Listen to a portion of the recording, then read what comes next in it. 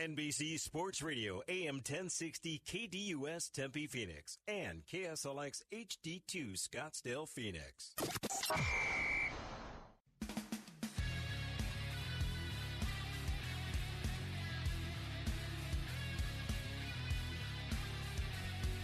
Live from Valle Luna Mexican Restaurant located at 3336 West Bell Road in Phoenix. This is Real Hockey Talk Sports Show, NBC Sports Radio AM 1060 KDUS in Phoenix, Arizona. Hi, everyone. Welcome to the show. I'm Dave alongside Greg and the hockey guru from Boston who lives in Phoenix, Rick. Rick, how are you? I am doing fantastic. Thank you. Oh, yeah, and this is a big day for hockey, free agency, Huge. And it starts today already, some stuff. But before we go on, I want to mention this show is brought to you by the Phoenix Metro Chamber of Commerce. The great Jason Bressler, I got to tell you, he's a networking king, and if you want to meet him, he's here today, Valle Luna, and that's, of course, 33rd Avenue and Bell Road. So we got a lot going on, I'll tell you. This has been from the expansion draft to the entry draft to free agency right now, starting July 1st at 9 a.m. Pacific Standard Time. A lot of action. So we'll get to that during the show, but it's a great show today because at 12:30 we got Josh Siako, the assistant Brown University Bears men's hockey coach. And then at 1:30 the Mayor's Manor, and of course he's John Hoban, and great hockey analyst, been on XM radio and a bunch of different things, connected well with the Kings. He'll be calling in at 1:30, 2 o'clock.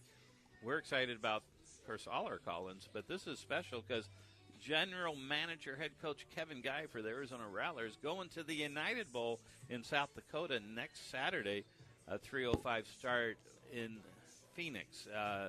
Phoenix time, I should say. And then, of course, at 2:30, we got Megan Galley from Rick Bronson's House of Comedy. She's an actress, a comedian. She's performing tonight and tomorrow. You don't want to miss her. So, as we always do, we start with what did I learn this week? Yes. And who wants to go first? All right. I'll start. First of all, shout out Canada Day, 150 years old.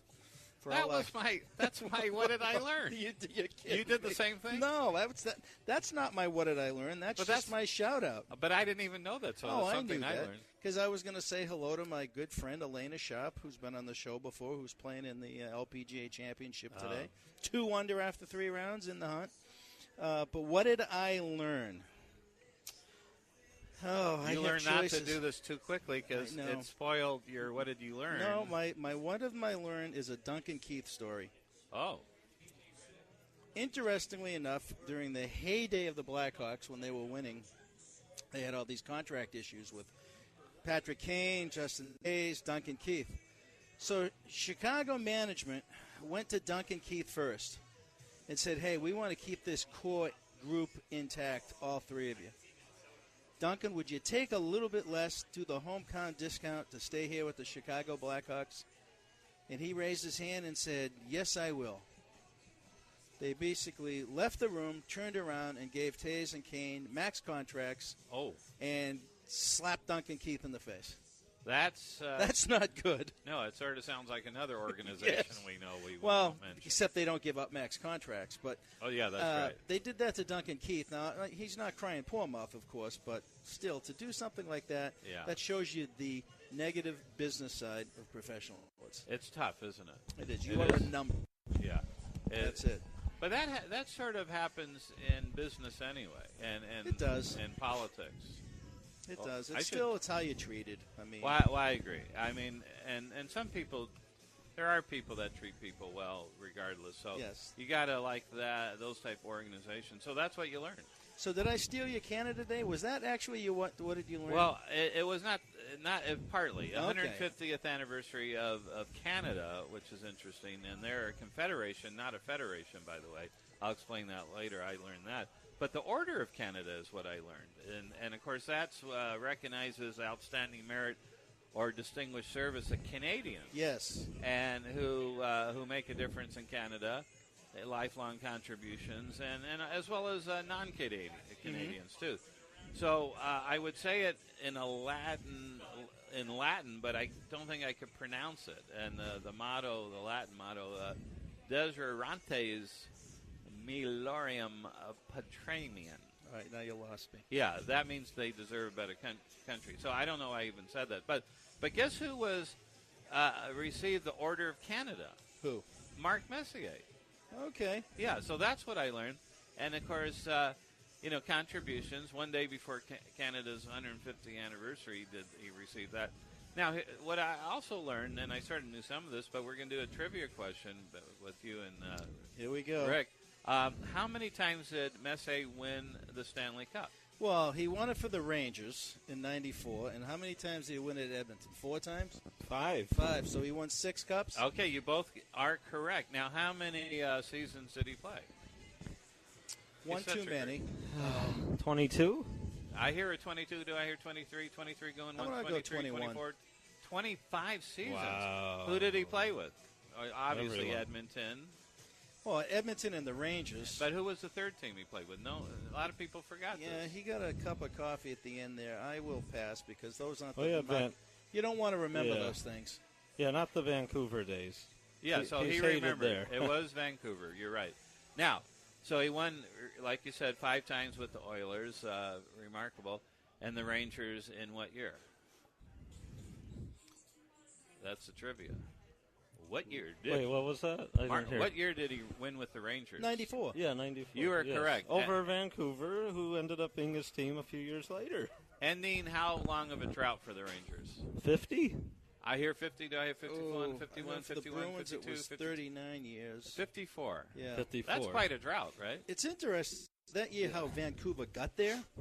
A little trivia is Vancouver got to the finals. They only had 77 points in the Western Conference. Oh, man. Really? Yeah, that's Harry great. Neal was the head coach of Vancouver. Wow. He got into it either with a fan or a reporter, I don't know which, and was suspended by the team. Oh. And Roger Nielsen took over the coach, Oh. and he was really a player's coach, real grinder. Famous for taking the hockey stick and waving the white flag on it when a bad penalty was called. But he really united that team, and they had the last 30-game push that got them to the Stanley Cup. That is remarkable. And then they got wiped out. Yeah, by the But they had Rangers. Richard Brodeur in net, and he kind of carried them. Oh, yeah. Yeah, no doubt. And now, Messier, he's second all-time to who in games played? Gordie Howe. You are correct, sir. Okay, that's good. You're rolling. I walked away from a little bit. Why are we talking about this? Oh, this is what did I learn It's today? free agency. This is good. Like, This is I'm what so are we learning? confused. Yeah, It's this just is what going we on. learned. 1,756 games. Now, You didn't learn that 20 years ago? Yeah, I think I did. But just for the fans that maybe want to learn something They today. want to learn about what's going on with free agency. Oh, yeah. And we'll get into that real quick. And he was inducted in the Hall of Fame in what year? Who, Messier? Yeah. Oh, man. All right. I'll just say 3 years after. 2007. Now, Okay. one last thing about this, what I learned. Joining Messier among those honored, the Honor of Canada, were who? One's an actor and one's a television game show host. Joining him where? In the Honor of Canada. That's what it's called. I'd have to have my Canadian friends call in on Michael J. Fox? No, that is not. That's a good one, though. That'd be a good possibility. that. Well, game show host, or was it Wheel of Fortune? I'm sorry, not Honor, Order of Canada. Sorry. The Order of it's a game show host. Oh, wait, or Wheel of Fortune is Sajak, but was it Trebek? Yes. Yes, No, Jeopardy. And then, of course, your favorite, one of your favorites on Saturday Night Live. Dan Aykroyd? No, Mike.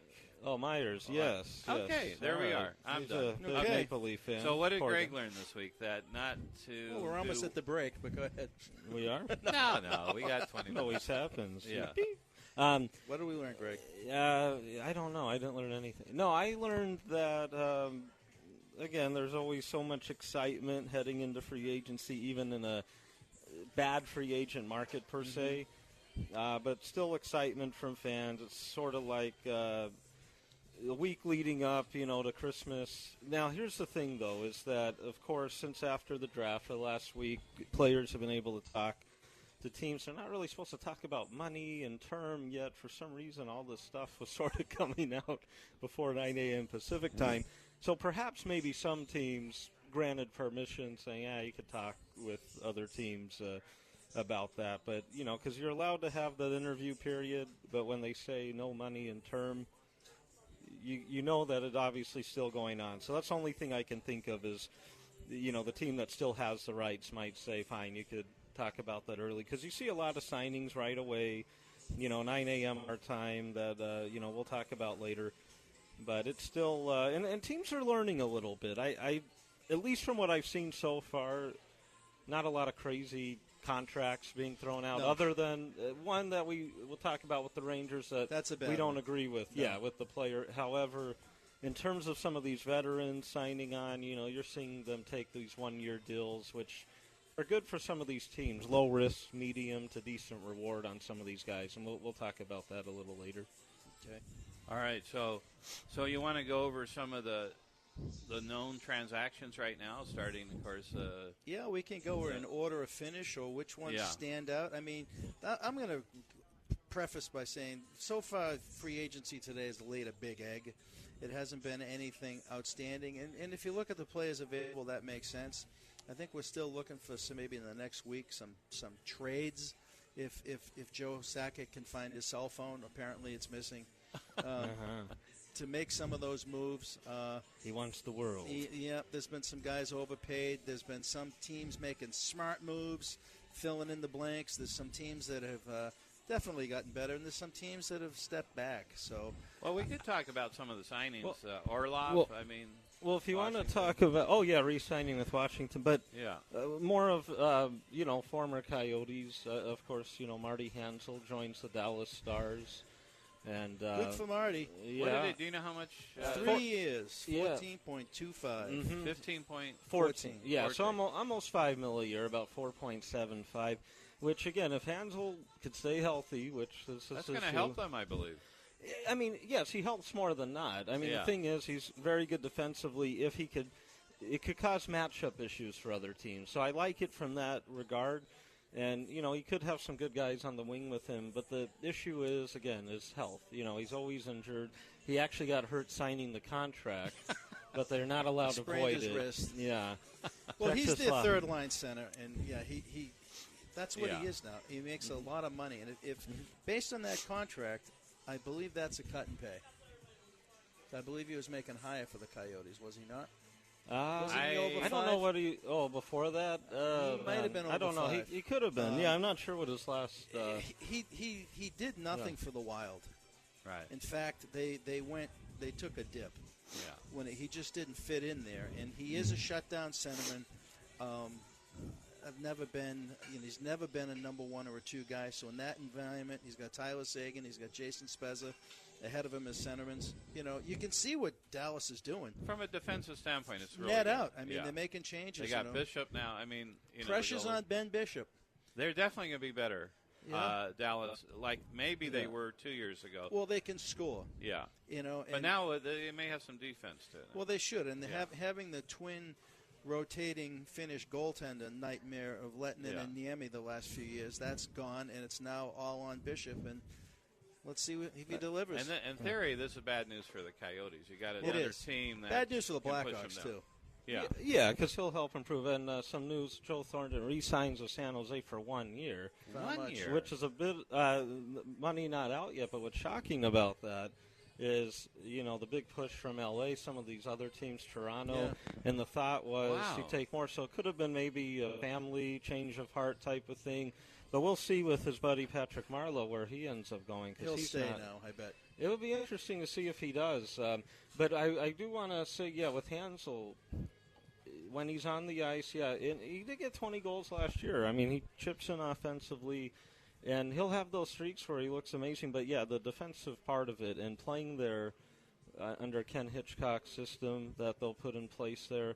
So you got to like Dallas. As long as they don't suck up too much of the creativity from Ben and Seguin, which I don't think they will. I think they'll be right back in the thick of things. And so it's a nice move in that regard. But Radim Verbata, who, of course, finished the year with the Coyotes, they didn't move him at the deadline, and he's now a Florida Panther. South Beach. Yeah, and... a good place to go, but they're not going anywhere.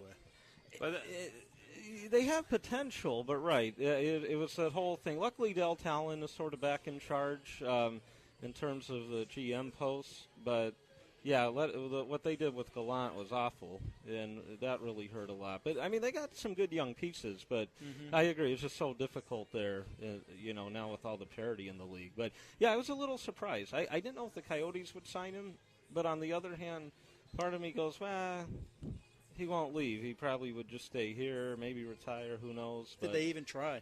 Yeah, I'm not quite sure. I mean, I'm sure at the very bet least they tried talked at a certain little dollar amount. Yeah. But judging what they did with some of the other veterans, probably not. They got to make room for these kids. He was the leading scorer last year. And we still productive, yeah. And that was the thing, because when they kept him and not got any asset for him, and teams were interested. That's the bad part. Right, yeah. And even if you don't get a significant offer, if you're going to lose a guy, you do it. And that's why I thought, yeah, okay, I saw when Chaika's kind of said the reasoning, like, okay, I get what you're saying, whether I agree or not. It's, you still have a veteran there for the young guys. You don't want to totally teach losing. We have a ton of assets already. Right.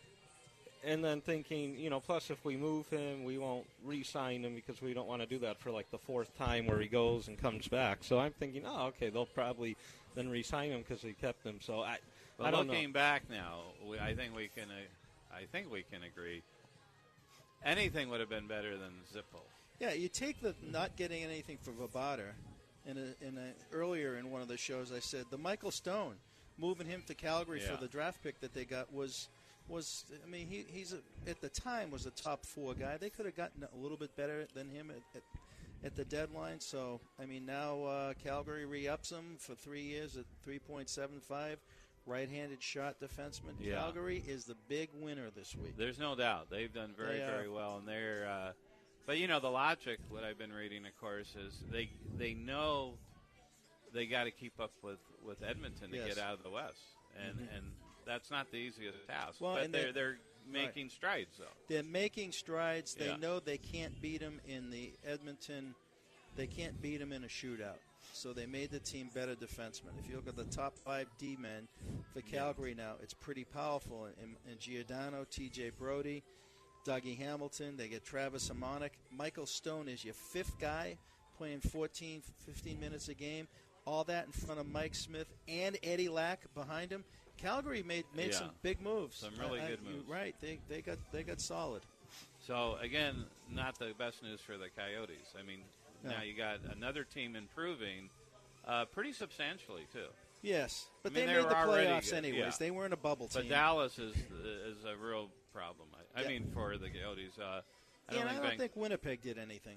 I don't think Vancouver did anything. Yeah, I mean, Winnipeg, Steve Mason, so he'll upgrade their goaltending by default.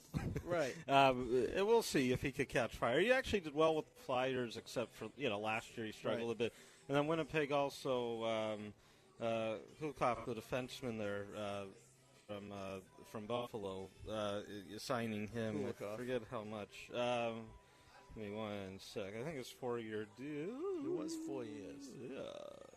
A 4-year deal. Something like that. Yeah, we'll get back to Winnipeg. Yeah. Who cares? No. But you're right. I agree. Calgary, a big winner here. So huge. Now we'll see what Anaheim does. Well, they've signed Ryan Miller. So as a backup. Yeah, well, they had Bernier left. Yeah. I think Bernier went to the Avalanche. Mm-hmm. Poor guy. Ryan Miller is a backup goalie that he can play 30, 35 games in front of a good team. It was a good move for Anaheim. That's one team the Coyotes don't have to worry about is Colorado. We hope not. No, I doubt it. Yeah, you're right. I mean, that could be a problem. Now, okay, so, and then some of the signings, certainly the Orlov deal, was that a good deal for Washington, you think? Overpaid. Really? Just like Carl Alsner to Montreal, overpaid. So you think that's a bad deal? Well, look at Montreal; they're hurting. But Washington's, they had to get him back. I mean, they lost 3 They're about to lose what? Well, yeah, he was a restricted, so I mean, it's it's fine. A big part of their team. So, but yeah, the Alsner deal with Montreal. You don't like that? If we just look at unrestricted free agency, yeah, I agree. The term, because Alsner, he was a good defensive defenseman, but it seems like he's a struggled stay-at-home now. guy. Yeah, which it's very important if you're an elite one, but he's not that. Yeah, exactly, and so that could be a thing where they have some issue. And so $4.6 million. Mm-hmm, about 5 years, yeah. Which expected he'd get about that. It's just, would you want to be the team that hands it out? And Montreal raised their hand and said, "We'll do it." With Markov and Emelin leaving, they had to do something. Montreal right now has an identity crisis, and I love it because they're in the division with the Bruins. Oh, yeah. And if I'm Carey Price's agent right now, the two most next year we're going to be talking about Carey Price and John Tavares all year. Yeah. If I'm Carey Price, I do not take an extension right now. I use leverage and threaten to walk. It could be. Yeah, I mean, I think there is some trouble there. And, if they lose Radulov. Now, the Markov thing, I know he wants 2 years, and at his age and everything. 39? 38, 39, something like that. So it'll be interesting to see what he does, if he ends up signing elsewhere or if they work something out.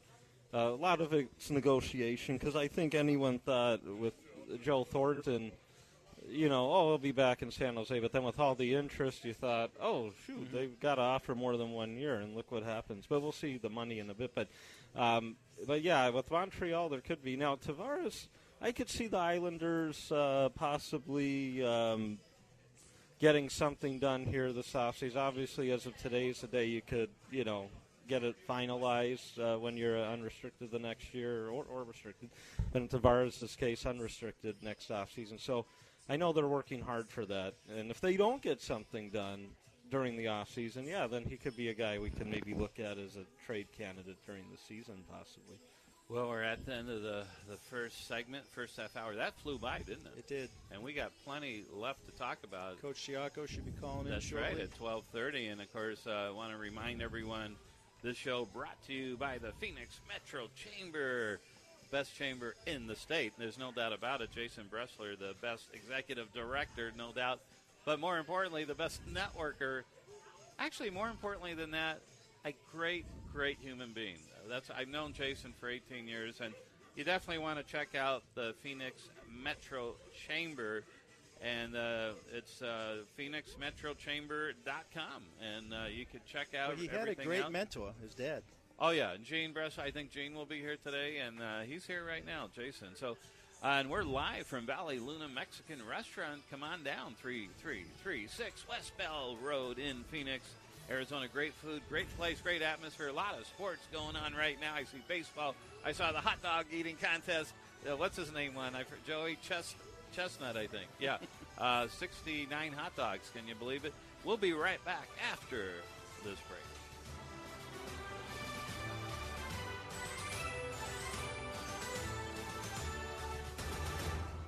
Nights have a twist as the Focus with Jay and Blaze combines sports and music. Catch the non-traditional Sports Cabo Show Mondays at 7 p.m. on NBC Sports Radio AM 1060.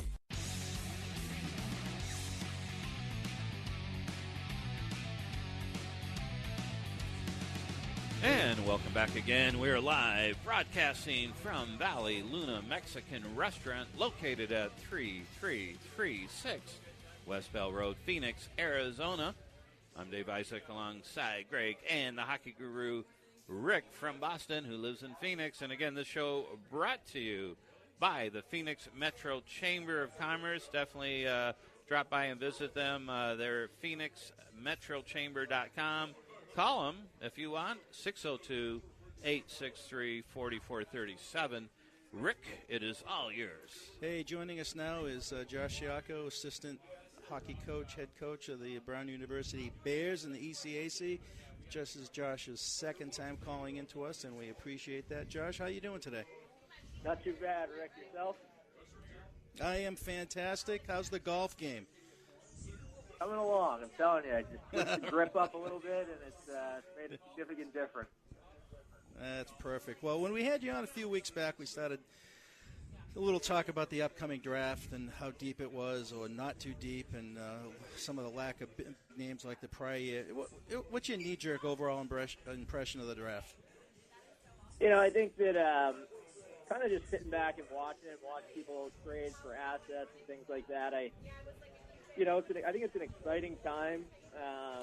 of year just because, it's just a constant eye on the future. But at the same time, I mean, I don't know. I mean, to me, it didn't seem like a very deep draft. I think if you read about it, I think a lot of people would say, picks anywhere from 10 to 60, there might not be a massive difference. It was a little bit of a gamble.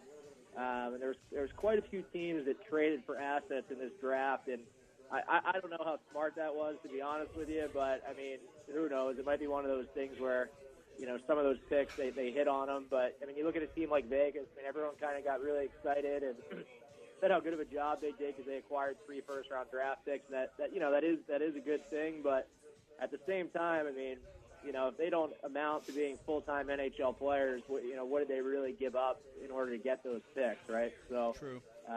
It's one of those things. It definitely takes a few years, I guess, to sit back. But if I had to go with my gut, I would say it's a draft that isn't going to produce a ton of, full-time 400-plus game NHL players. But I could be proven wrong. We'll see. Yeah. Time will tell on that. For our local listeners here, the Arizona Coyotes just concluded their development camp here in the Valley, and their first round pick, I believe, was I don't know what number he was in the draft, but he's a defenseman, Pierre-Olivier Joseph. I know he plays in the Quebec Junior League. My research that I did on this particular player had him going maybe in the second round, so I don't know if this was a reach for the Coyotes. Looking at him, he needs to fill out. He's only 160 pounds. Do you have much background on him? No, I mean, I guess, obviously they like him. So, I guess the concerning thing from my end is the Quebec League, you hear major junior hockey. I honestly do think that there's a significant difference between the WHL, the OHL, and the Quebec League. And I think that the Western Hockey League and the OHL are significantly stronger than that Quebec League top to bottom. And every year the Quebec League does send a team to that Memorial Cup that is competitive, but more often than not, there's one or two teams that are far better than the rest. The depth in that league is not very good, and I'm pretty sure actually this year, like the USHL even outdrafted them. Based off of what I've seen, I would say that those leagues are very competitive with each other. I would almost say that the USHL is better. So, taking a kid, I think they drafted number 23 overall. Taking a kid, 23 overall out of that league. Without really a background with Team Canada too, I guess is a little bit concerning. Right. Why didn't he play at the under-18s for Team Canada? Why didn't he play at the under-17s for Team Canada? That's, I guess, where I would be concerned. But I mean, obviously they have somebody in there that was really high on him, and I guess that's why those guys make the big bucks. We'll see, though. Yeah, time will tell on that. I mean, I've been very critical since I've been on the show of the Coyotes organization and lack of focus diving into the NCAA ranks. I think something on the horizon has changed here a little bit with some of the picks they've made. And the couple of names I want to drop to you. The prospect camp just concluded, and they had 2 young goalies in camp. One I know you're familiar with, Merrick Madsen at Harvard, and then the person maybe not as much, but Hunter Miska from Minnesota Duluth turned pro right out of the chute. Madsen appears to be one of those prototypical big goalies, 6'5". What can you tell us about him for the local listeners? I actually know them both well in the sense that okay. I watched Penticton play quite a bit when Hunter Miska was in Penticton for a couple years, and then he went on to Dubuque in juniors. But so, I mean, Madsen, if you would have told me 3 years ago that he was a potential NHL, when he got drafted by the Flyers, I thought that was a serious stretch. But he actually, he has gotten significantly better. And this year he was very good. That being said, Harvard had a very good team with maybe the best senior class in college hockey. So he definitely was insulated a little bit by that team, and I think the year that he has this coming year is going to be more indicative of his true value than what happened last year. But, I mean, he's definitely a prospect, and he's definitely gotten a lot better. With Miska, he had a great freshman year at Minnesota Duluth, and I think he signed with Phoenix kind of under the impression that he's got an opportunity to compete for a job in the NHL right away. I think that's a reach. I think I'd be very surprised if he's able to do that. He's a big kid, and I think more of a blocker type goalie as opposed to an athletic type. Right. He's positionally sound, and he does compete on pucks. But I would be very surprised if he's a kid that can make that team and actually really produce at the NHL level at this point. I mean, he just got done his freshman year of college. Right, and obviously that decision was made before the Coyotes brought Antti Ranta in as well, too. So, time will tell on him. In the Mike Smith trade, moving him over to Calgary, one of the guys that came over is the captain of the BU team this year, I believe, Brandon Hickey, a defenseman. Do you know much about him? I do, just because, obviously he's playing in Boston, and even before that, Alberta is a league that I watched quite a bit. He came out of Spruce Grove in the Alberta Junior Hockey League, and I think he's a guy that he's going to be a full-time NHL player. He's an unbelievable skater. He hasn't really, the offensive side of his game hasn't really come out a ton at BU, but I think a lot of that is because their D-core is so good. BU the last couple years, their D-core has been just loaded with NHL prospects. So maybe he hasn't had the opportunity to really play in that offensive role as much as he would like, but he's a really good player, and he's going to be a guy that can, I think, as soon as he leaves college, he'll probably be able to step in and play in the National Hockey League. The only thing I would say about him, though, is I think there's going to be pressure. Obviously, he's going back to BU as the captain. They have to sign him at the end of next year. And if they don't, if he decides to graduate from BU, if he waits till July 1st, he's going to be a free agent. So I do think that there's going to be some heat on him, some heat on Phoenix to get that deal done next year, because BU's right in the city of Boston. They got a phenomenal team. They got a great coaching staff to where if he doesn't want to play in Phoenix and he'd rather play somewhere else, it's not the worst thing in the world for him to go back and finish his senior year at BU, wait till July 1st, and sign wherever he wants. So I do think there's a little bit of pressure on them. Mm-hmm. Right. No, that makes a lot of sense. Yeah, I saw some of the interviews with some of these guys. They said all the right things. Kind of shifting gears here a little bit, I watched Colorado Avalanche, and they had Cale Makar talking about his first developmental camp and what he thought about it. And, overall impressions I heard very well. One of the things that he kept stressing on, that his biggest takeaway was getting with the power skating coach of the Avalanche. He referred to it as complicated power skating in those first two steps. What does that mean in layman's terms? I mean, I just think it's an area that, especially the higher up you get, you play on teams that, coaches, it's their full-time job, basically to coach and win hockey games. So really you do, unfortunately, you tend to be worried about your team's success, and you do at times veer away from individual skills. So I'm sure, like, when these guys go to these development camps, they're really showing a lot of things to make their games individually better. That's all they care about at those development camps, is how can we make you better. Me as a coach at Brown, I mean, I am worried about making our team better, I am worried about making our individuals better. But every day I'm tasked with making our team better as a collective unit. So I think these guys, they go into these camps and they are, they're taught a lot of new things, and how to, whether it be more efficient skaters or the mechanics within their shot. They're just really, it's just a time for those guys to go in there, soak everything in, and kind of take away some things that they can bring back to their schools or junior teams to work on throughout the year. Okay. There's another defenseman in camp for the Coyotes, young kid that I believe he had his MCL torn around the December time frame, and that's Cam Dineen, and this was like the first month he's been on skates. Have much background on Cam? I do, actually. So he's from he's either from New Jersey or the Philadelphia area, but he played for... Oh, he's right near you there. Yeah, so he played all his youth hockey in the Philadelphia area, and he was actually committed to... I think he played for the New Jersey Rockets for a little bit, but he was actually committed to Yale. Decided to go play major junior, but he's kind of just a smaller puck mover, but offensive, heady. I think he'll put up points. The challenge for him is that he is undersized, and when you're 5'9", 5'10". You have to be ultra dynamic to play in the NHL, but certainly in the OHL, the success that he's had offensively has kind of surprised me a little bit, but his game seems to be coming along. Okay.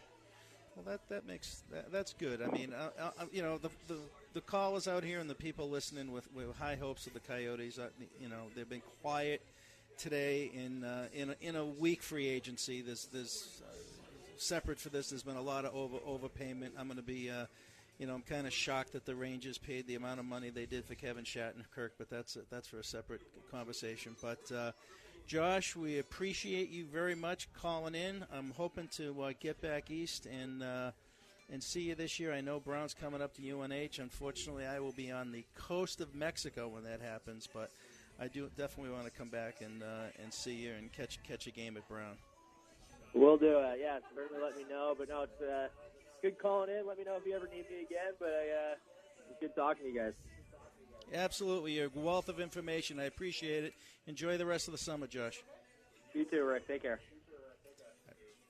All right, that's Josh. Josh, great guy. By the way. He is, as I said, if I was on a game show and it was all about hockey, Josh is one of my lifelines. He'd be good. Because for developmental, he's done it not only as a player, working through the system and playing in the East Coast, but he was actually part of the USA prospect development. Oh. So he was watching these birth years when these kids were 14, 15 years old. Gotcha. Okay, and they know what the skill set that they're looking for and how they develop. And remember Josh's name, because in the next 5-6 years, he will be a head coach somewhere in D1. That's the path that he's on. He's highly touted. Was captain at UNH. Was up at Alaska Anchorage program. Came over here to Brown to be into a bigger program. His roots are Philadelphia. He's a New Jersey kid. Big Flyers. The only question I didn't get around to asking Josh, I wanted to, is Nolan Patrick, who went number 2 in the draft. Right. And everyone, you watch the trade they made. Braden Shen goes to St. Louis. Yeah. Everyone thinks, okay, well, Nolan Patrick's just going to backfill in. Well, now he had surgery yesterday for an abdominal hernia, sports hernia, groin pull. For a hockey player, that's a red flag. How long was it? They're saying 3 to 4 weeks, but that's a month of Nolan Patrick not skating this summer. Could be tough for a young kid. And he had a tough year anyways. But the red flag on those type of injuries is moving forward. At a young age like that, and he's NHL ready, I worry about that type of injury coming back to haunt him. That's a tough one. I wonder if Philly knew that was going to happen. They had to have. They had to have. Yeah, they had their doctors, take a look the last few weeks. Hopefully they have good doctors. I'm sure they do. I'm sure it'll be okay, yeah.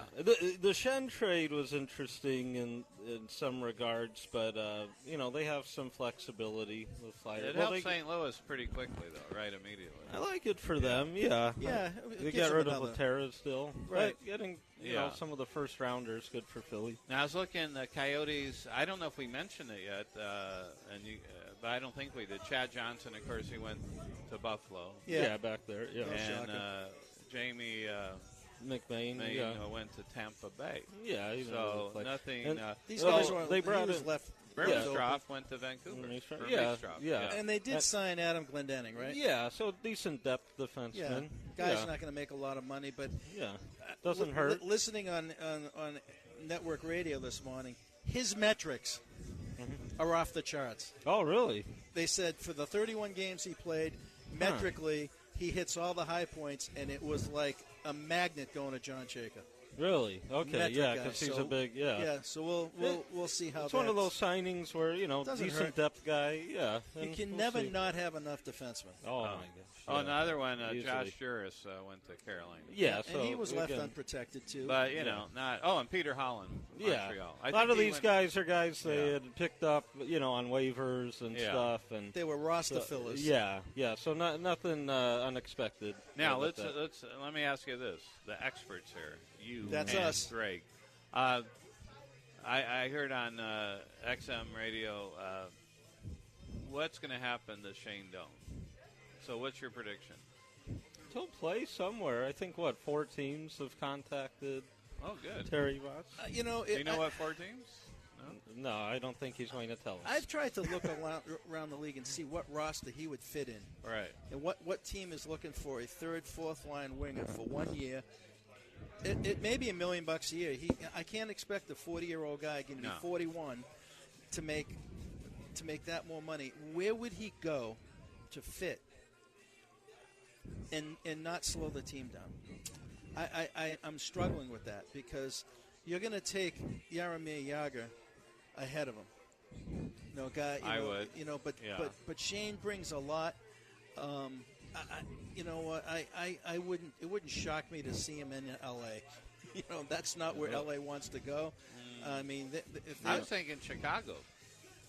Well, Chicago and the old Blues Brothers movie looks like they're putting the band back together again. Yeah, with this Panarin Saad trade, and now Patrick Sharp coming off a concussion-full season. They're only paying him $1 million, right? Yeah. This is what you're going to deal with when you give Taves and Kane that amount of money.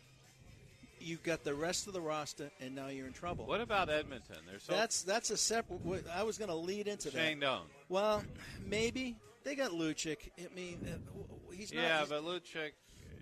I don't think he fits there. He could go back to Winnipeg. But Doan could with the youngsters. I don't know. Yeah, I mean, he's from the Alberta area. It would be interesting, even though Calgary's already done a lot, and I don't know where he'll fit necessarily there, but I'm sure those are places he wouldn't mind. But yeah, with contenders and stuff, it's hard. And I don't see LA anymore just because they're going maybe a different avenue in that regard. In 2012, when he was free agent, I could have seen that. I know they had even talked to some players there sort of about it and how would they feel, and they were all excited, even though they, had that tough series. But it is hard to say. I mean, maybe Dallas, maybe a Dallas, and they're not that far from here. Because here's the thing: even though the game is a lot of it's about speed and all that stuff, I think, and Doan even had said this, and I don't want to say the exact words. I don't know it off the top of my head, but we were kind of hinting at this the last few weeks. Is that he's better, even though he's end of his career, he's definitely better than he was last year. And he admitted, just with everything going on, obviously the team struggles. Maybe, the passion wasn't quite there, and he's really ready to show that. He won't be where he was offensively 2 years ago when he had that amazing year, but I do think he's definitely better than this past year and can no doubt help a team. But, it's tough to find that fit. I mean, maybe Pittsburgh, because with there's options there on who he could play with. But they're so deep in the minor leagues. That's the thing, yeah. And they brought Ryan Reeves in because you saw what Mark Mathot did to Crosby. Yeah. And that's not going to happen anymore. Well, and Reeves can play. Reeves isn't horrible, But that's the thing too with a guy like Doan is that he could stand up for the guys in that regard. But I just don't know. I mean, where the fit would be. But I no doubt there's definitely contenders and other teams. I wouldn't be shocked if even. I don't think he'd go there, but even Vegas maybe called to get maybe a leader in there, and they're close by. But one thing about Doan, he's in great shape, always has been. And he's still tough in the corners. Yeah, he didn't score, but he can. And he's tough in front of the net, He is very. And he'll stand up for those teammates, and that's think, huge. I agree. I think there's some teams that would. Even in Pittsburgh, even though they have Reeves, I mean, Doan has better skill. And he won't slow down the team per se. I mean, they're such a fast team, but it just depends. I mean, that's where the GM coaching staff comes in and says, will this player fit our style? And I'm curious to know, really, some of the interest. But, I do see him playing next year somewhere. But here's the thing. Even though we said Vegas, I don't think he'll go there. That's what I'm saying. Yeah. He probably definitely wants an opportunity. Oh, now that he's not a Coyote, certainly he wants Pittsburgh, to win a cup. Yeah. You think they'll have a Shane Doan Appreciation Day? They better. If they don't, I'm thinking they have to. Here? Yeah. Well, of course. The question is when. Well, that's going to be dependent on what he does. Yeah, right, exactly. Yeah. I mean, I think the dust has to settle on the way everything was handled. Yeah, you want to go over that well, again? Well, supposedly it was done at a breakfast table in Scottsdale where Shane frequents, and you met John Shaker there for breakfast, and 3 or 4 minutes into the conversation, Shane knew which direction the conversation was going, and he politely got up, shook hands, and left, and it wasn't a good breakup. It was handled. It was amateur hour, and I know the Coyotes are getting hit with that. I mean, that one, when you really had to handle that one with respect, with dignity, and looking back at everything he did for the organization, and that wasn't good. So I know we've beaten that one to a dead horse. Yeah, we did. I'm trying to find out where he fits. I see Calgary. I don't see Vancouver because that would, and Vancouver needs him, but why go there? He wouldn't go there. Right. I could see Edmonton, Calgary, but Edmonton's Pittsburgh. Their third and fourth line. They've got they're quick. You put him in Toronto with Matthews and those guys. That could be interesting because Matthews, being the Scottsdale-born, obviously big Coyote fan growing up, idolized a guy like Doan, and think of that, going there, a situation like that. And Toronto, some of these veterans, I mean, I don't think Marleau was signed anywhere yet, but they were in on him and guys like that. Now, obviously, Doan's a different type of player, but maybe that's possible, and, maybe San Jose doesn't get like a Marleau back. I don't know if Doan would fit there. And again, he's a different type of player than Marleau. Right. That's what makes this kind of tough in that regard. But in terms of they're not too far from here, I think that's not bad. But obviously Toronto on the east. But I think he's willing to go out east if it's the right fit. I believe at the deadline, if there would have been more interest in him, he would have been willing to move out east. And I think I don't think it's going to be the money with Doan. I think right now the way it was handled, it's going to be the extra motivation to show, hey, I could still play a year or two, right? Yeah, and that's going to be exciting in itself to see how. And then it comes down to teams that have cap issues. Yeah, Chicago Blackhawks have severe cap issues. Right. LA has cap issues. Well, here's the thing for this year, and I'm not sure with Chicago with some of their moves, but. Like L.A. for this year is good. Short term, it's just going to be in 2 years. Drew Doughty when his contract's up, but they had done a good job of kind of handling some of that. I just can't. Again, a few years ago or under Dean Lombardi, definitely maybe could have seen the fit, but I think with their new style, we'll see it. I'm interested to learn. I mean, we'll have to get Terry. Shane Doan's agent on the show again, and that would be good. Find a way we'll hypnotize him and get the list of supposedly 4 teams as of now from what we heard, and which ones are they? One of the things that hurts is it's not like he's been on Stanley Cup winnings and winning teams always going to the playoffs. So, hey, let's bring him into Anaheim and teach these guys to get over the hump. Oh, yeah. Well, he hasn't been there, right? So he is hungry. So I wish him the best. I mean, it was handled poorly. He was a great guy. He's the face of the franchise forever, and they need to kiss and make up. That should be the number one priority for the team. I think they've done a little of that. I mean, we couldn't get that on camera, the kissing, but no, they. I think behind the, I think things have calmed down and settled a little bit. But yeah, everything will be fine at the end of the day, I think, with that. And if not, then there's a big issue, even worse. But I think it should be. Yeah. Well, we're at the end of the segment, too. This hour just flew by. And, of course, this show brought to you by the Phoenix Metro Chamber. Call them at 602-863-4437. Go on their website, phoenixmetrochamber.com. Jason Bressler, the great executive director. He's here today. We're at Valle Luna Mexican Restaurant. 3336 West Bell Road in Phoenix. Come on down. We're here to 3. I think they're open, 10 or 11 or so. Mm-hmm. And a lot of good stuff here. We'll be right back after this break.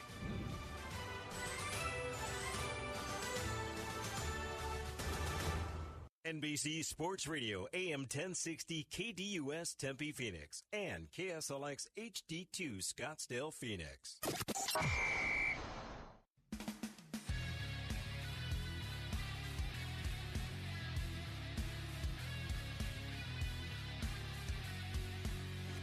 And welcome back to the Real Hockey Talk right here on NBC Sports Radio AM 1060, broadcasting from Valle Luna Mexican Restaurant, 336 West Bell Road, 3336 West Bell Road, 33rd Ave and Bell. Come out, a lot of good stuff. If you're hungry, the food here is fantastic. Fabulous, I would call it. Yeah, there you go. And not only that, we got some prizes to give away, D-back tickets, fidget spinners, some other stuff, but you got to be here to win. So and we're here till 3. That's right, till 3 o'clock. Mm-hmm. And of course, we have some of the gang from the Phoenix Metro Chamber out here today, and the really good chamber. You definitely want to check them out. PhoenixMetroChamber.com at 602-863-4437. So this is Real Hockey. I'm Dave, alongside Greg and the hockey guru, Rick, from Boston, who's going back to, no, not Boston, but you're I'm going somewhere. to Green Bay.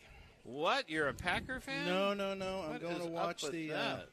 first-year event for the LPGA up there with my good friend Elena, and spend the 5 or 6 days for the tournament. And I will attempt to go to the Frozen Tundra and at least take a picture of the building. What is that? That's where the Green Bay Packers play. You never heard the Frozen Tundra of Lambeau Field? I bet Ed Cole knows and all that. those Bart Starr years? I mean, There's Ed Cole joining us in a little while. He will, actually. Yeah, so I'm going to check that out. He worked for the Washington Redskins, and wow, you're a big. Of course, Ed is. Everyone knows Ed out here. He's a big football guy. He knows everything you want to know about football. The king of sports, by the way, right? Would Absolutely. you agree? Yeah, oh, absolutely. you would agree. Okay, so should we go down the line and check out what teams are doing what? Oh, we've far? got so much on the tip of my tongue here to blurt out, but I'll follow the lead here. All right. Should we? Why don't we start with? Let's start with alphabetically. Greg, what do you think? Well, I was going to say back with San Jose, even though I still don't know the exact money on Thornton, is that earlier today, because they were eligible to get it official and announced, is they re-signed Martin Jones, of course, their number one goaltender. Vlasic. Sure. And, Marc-Edouard Vlasic. So 6 years, $5.75 million cap hit for Jones, and then Vlasic believes 8 years and $7 million cap hit. So getting those guys locked up is key because, it really helps them, not only, their top defenseman and then the great number one goalie, but with the Thornton scenario, things like that coming up. Now, Thornton only signing 1 year, so, the deals that these guys got don't even kick in until the year after. But still, for other potential moves, they kind of know what they have to work with and stuff along those lines. So, not a bad day for San Jose so far. Not bad at all, actually. And, well, if we go alphabetically, of course, we already mentioned Ryan Miller, Good 2-year contract with the Ducks. And Nate Thompson went to Ottawa also. And that's what's going on there. We mentioned the Coyotes. The biggest name there, Radim Vrbata, going to Florida. And, again, we talked about this. Should they have traded him at the deadline? Yeah, they should have. They should have. They got Zippel for him, and he was the leading goal scorer for the Coyotes. And still, I think, can be productive.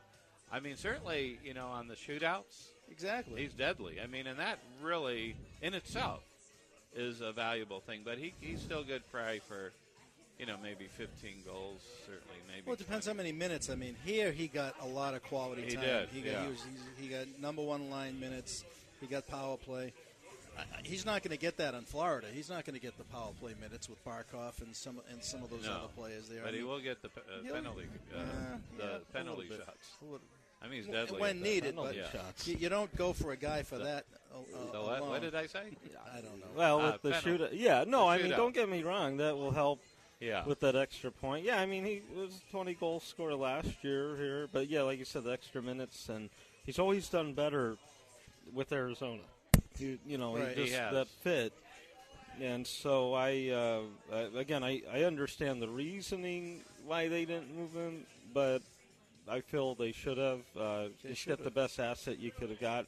But they already have a ton of assets in the system. So I think they were looking at it from helping the young guys and stuff. So I get that. But Yeah, I mean, we'll see with Florida, how he could do down there. And if he could catch some fire there with Barkov and some of those guys, he could be good. Still be a 20-goal guy, hopefully. Now, Boston, there's Zippo right now. Nothing happened. Yeah, well, they did a real minor deal with it's not even worth talking about, a kid the American Hockey League who's had a good playoff run. College kid. Yeah, they've been quiet, and I think they said that going in because they have a pretty good nucleus. My only disappointment in Boston was I thought they were going to make a move for one of these goalies to back up Rask. I really wanted them to go after Bernier, but what killed that, and I had said Michael Condon last week, the amount of money he signed for Condon set the bar, and a lot of these backup goalies were getting really good money. The exception to the rule was being Niemi. He got bought out, so you only had to pay him $700,000 in Chicago because right. Dallas is paying for the rest of it. So that's what I'm looking at right now, and they'll look at maybe the next round of free agency between now and the 15th. Do you bring back Dominic Moore? Do you upgrade that position? And Moore just signed with Toronto. There you go. You said that. Oh, all wow. right. So, 1 year. So they didn't get Boyle, right? Yeah, he went to the Devils. Boyle, Yeah. They went to the Devils, so now they're backfilling. So now the Bruins need a fourth line centerman, penalty guy. How about a winger? Well, A Shane Doan? no, No. Dan Winnick. Oh, yeah, he's still No, up. but he's not a market. centerman. He's No. a right winger. But he fills A that great role. penalty killer. He does. And I know they're thinking about Riley Nash really to be that center. So there's a spot there. But the Bruins have a lot of these young kids coming up. But there's room there for this next group of UFAs. So Buffalo, what do we got there? Benoit Pouliot? Yeah, Pouliot. For 1 year number contract. Good player. But he's never been able to stick around for a long period of time. But he's a big kid. Edmonton letting him go. Well, he was just overpaid there with the Oilers. I mean, after the run there with the Rangers, he had, he's a great skater and, good on the penalty kill. But, the Oilers, he struggled last year. I think he's a good bounce-back candidate. Mm-hmm. But, I think he was at a $4 million cap hit before, and the Oilers had to do stuff. Yeah. But he'll be, I think, a nice depth addition for Buffalo. He could score a bit. I mean, he could add 15 goals, too, in a bottom six role. Buffalo's moves were done with the Wild trade. Yeah, moving Tyler Ennis, getting Marco Scandella. That's a good pickup. Oh, yeah. Okay. Yeah.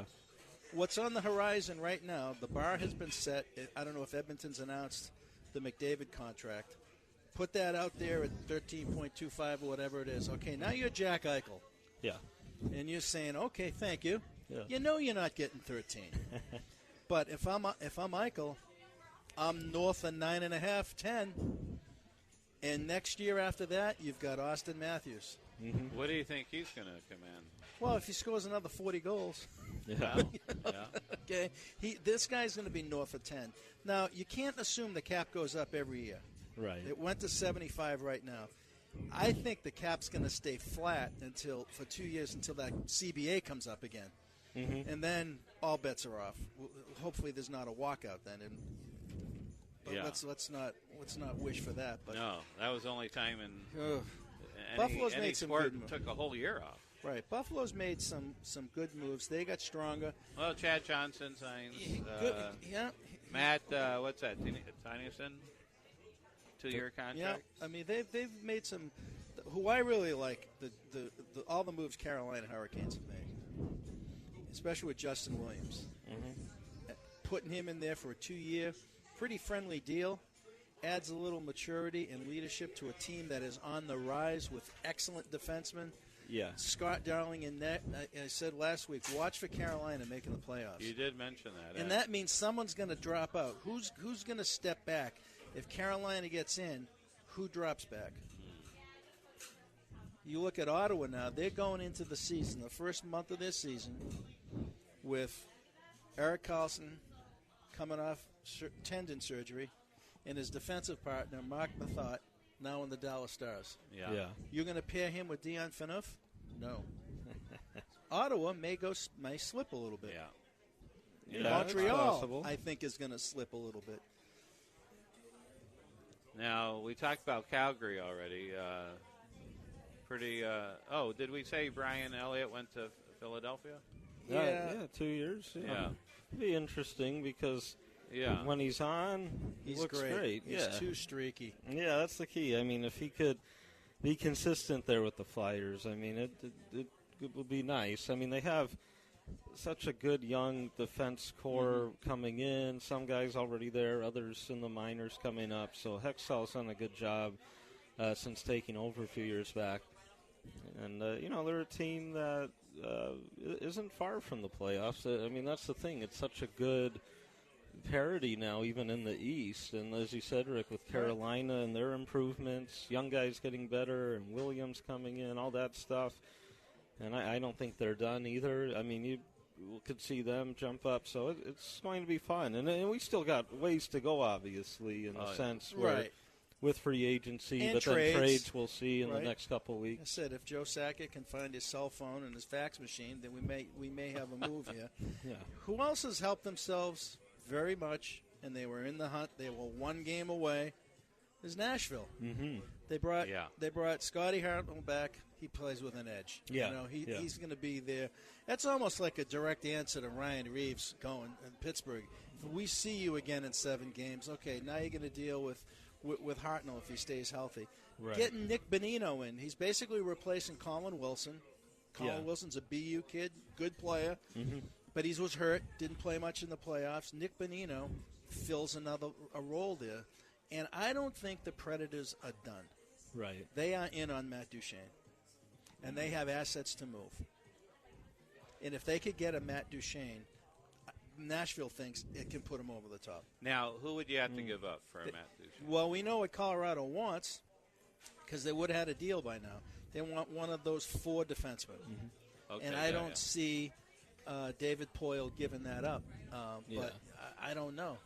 I think if Duchene does move, maybe to Columbus, because they really want to make noise. They have defensive depth as well. But, I agree with Poile. He doesn't want to give up any of those guys. And, he could trick Sakic potentially in a fax, send something over and misspell someone's name or something, or Sakic will think, oh, he's talking about this guy, but he's really talking about a forward. And no, I think Columbus could be the team.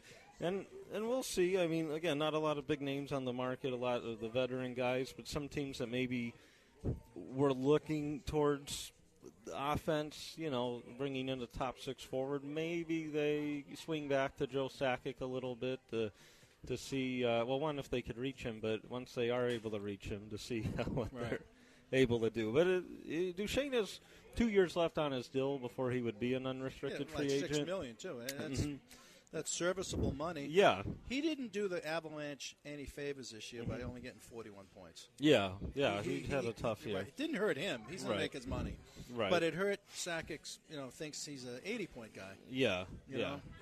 Yeah, and that's a tough one. And that's also why with just 2 years left, I mean, you look for a contender per se, because if he goes to a team that's maybe not contending yet and may not contend totally in that window, then you're at risk of maybe losing him in 2 years. So that's why, like you said, Nashville, Columbus, and I know Carolina had some interest, but I don't know if Ron Francis wants to give up any of his maybe extra young defensemen either. Yeah, because they're building for the future right now on Carolina. I wouldn't give that up. Oh, yeah. And getting Williams will help the top 6 tremendously. Right. Now, speaking of Columbus, someone that had a pretty good year. I mean, he hasn't had great years other than last year, Sam Gagner, but he went to Vancouver. Right.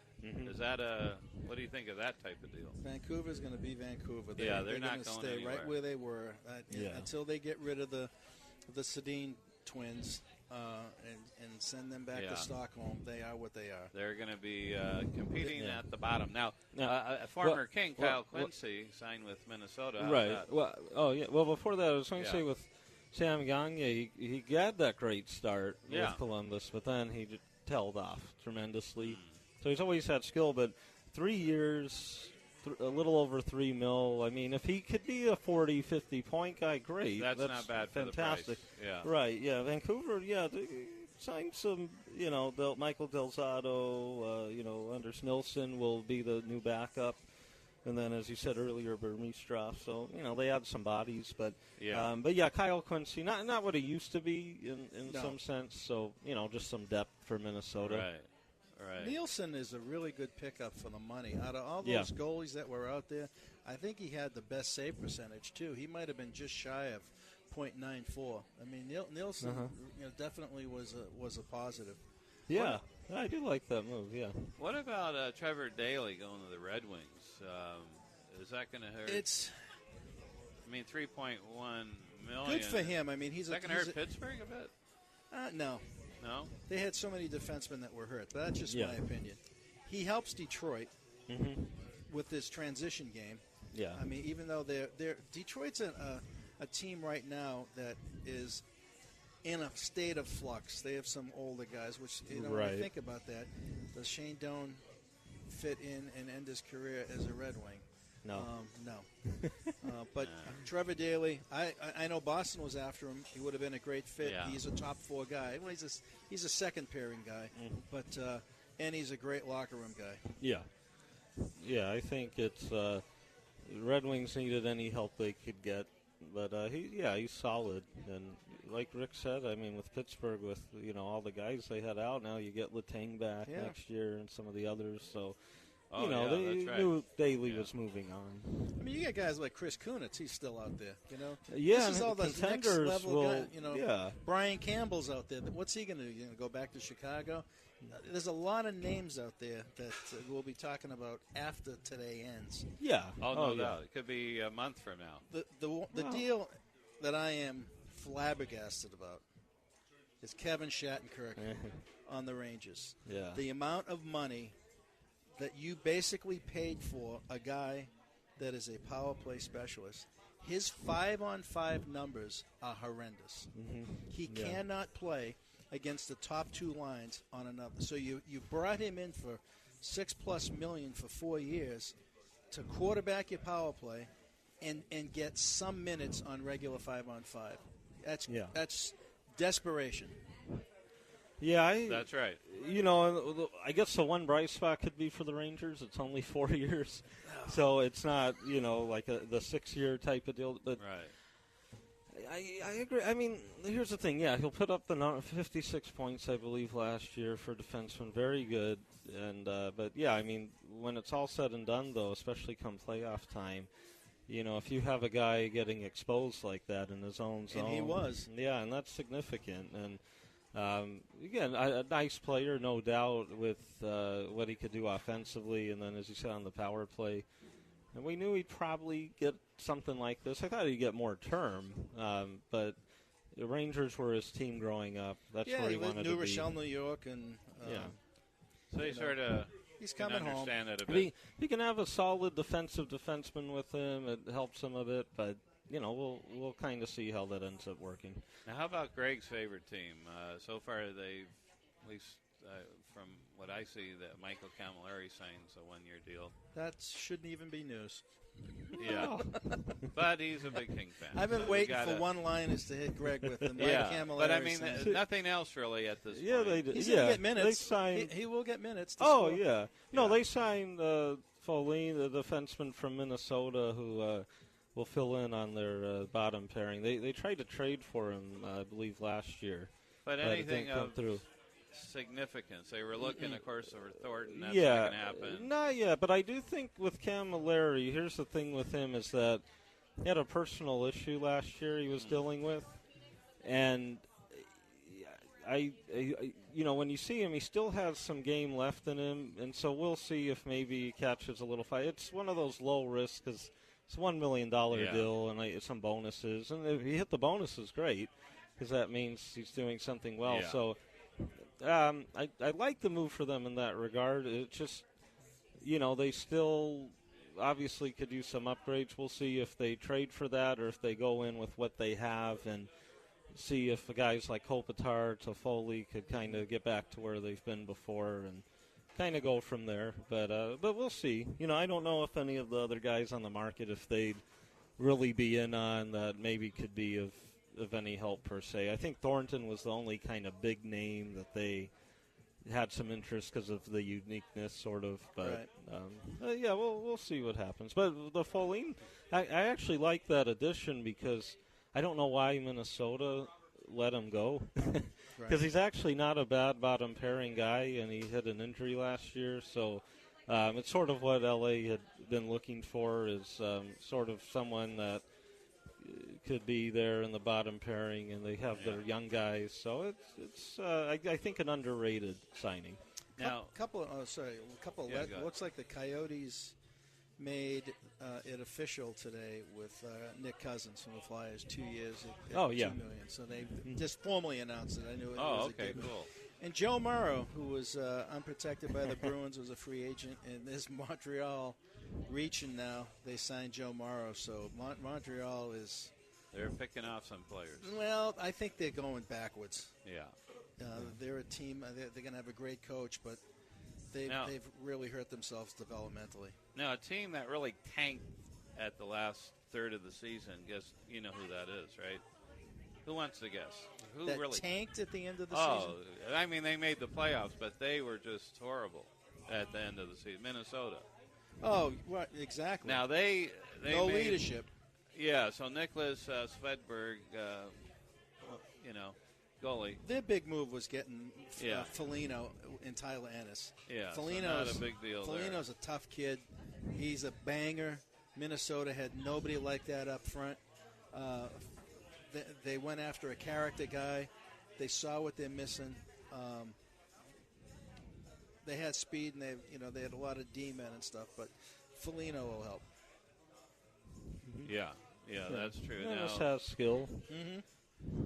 Now, Greg, I thought at one time you thought Hartnell might go to the Kings, but obviously no. But well, no, I think with Nashville that fit because he's playing there before, and so I think that opportunity is kind of something that he really thought, hey, it's a kind of good setting for him, and I like it, and I hope Nashville keeps their defense intact and they don't lose anyone. Bonino, Hartnell, that's going to help. And Bonino took a little less money, it sounds like. The team's offered a little higher, at least per year. I don't know about with term, but that's fine money for him because he's a great third-line center, but also could play on a second line, and be fine. He could get 18, 20 goals, help a power play, do a lot of things well. Yeah, and so that's going to be definitely exciting like to see how Nashville. They were the eighth. They were the last team, actually. But you know what? But they really peaked. They are a darn good team. So, I wouldn't worry about their positioning last year. Not at all. Islanders doesn't appear to have done too much of anything at this point. Well, they did the Eberle trade. They Brian Boyle. Yeah. They got Brian Boyle. Well, he went to New Jersey. Oh, I thought you said New Jersey. Yeah. Oh, sorry, the Islanders. Talking about the Devils, right? Oh, the Islanders. No, the Islanders. Yeah. Brooklyn. Yeah. So they're in that area of the world, the New York area. I kind of block it all out. But. I'm interested to see though how Eberle does there. With Tavares and because Eberle's a good player. I know in the playoffs he struggled last year, but he still is that guy. He has that skill to score your 25 goals, and so we'll see how he fits in. Toronto, see what they've done so far. I like Dominic Moore. I get to watch him a lot when I watch Bruins game. He's a grinder. He never quits out there. And then they picked up Ronnie Hainsey. Mm-hmm. They let Hunwick left. Yeah. Hunwick signs with the Penguins. Yeah. Ron Hainsey signs a 2-year deal. He's still making $3 million. I think he'll be 40 years old at the end of that contract. I think you're right. Yeah, and he is getting up there. He has withstood the test of time. He's a bottom 5 and 6 guy, but he helps their blue line. I agree. Yeah, good solid. And now he has that cup-winning experience. He had never played a playoff game before last year. Yeah, and good for him. And not to his fault. He's just been on some bad teams. It's not his fault per se. But, he's a nice addition last year for the Penguins, and now moving on and helping the Leafs out. Wow, so we're at the end of this segment as well. And, of course, this show brought to you by the Phoenix Metro Chamber of Commerce. PhoenixMetroChamber.com, 602-863-4437. This is Real Hockey Talk, and, of course, we are at Valle Luna Mexican Restaurant, 3336 West Bell Road. Yes. I was going to say, we are expecting the Mayor, John Hoven, although the Kings, I believe, are having a conference call right now on their signing, so we may have to reschedule that. Yeah, we'll see. Or maybe still later in the show. Yeah. Perhaps. So we'll see what happens. This is Real Hockey Talk, NBC Sports, AM 1060, KDUS in Phoenix, Arizona. We'll be right back.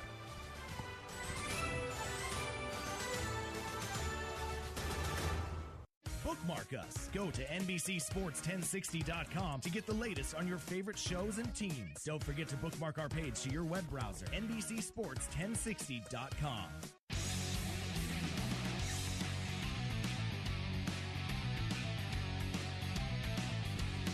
Live from Valle Luna Mexican Restaurant, we are back. Of course, this is Real Hockey Talk at 3336 West Bell Road.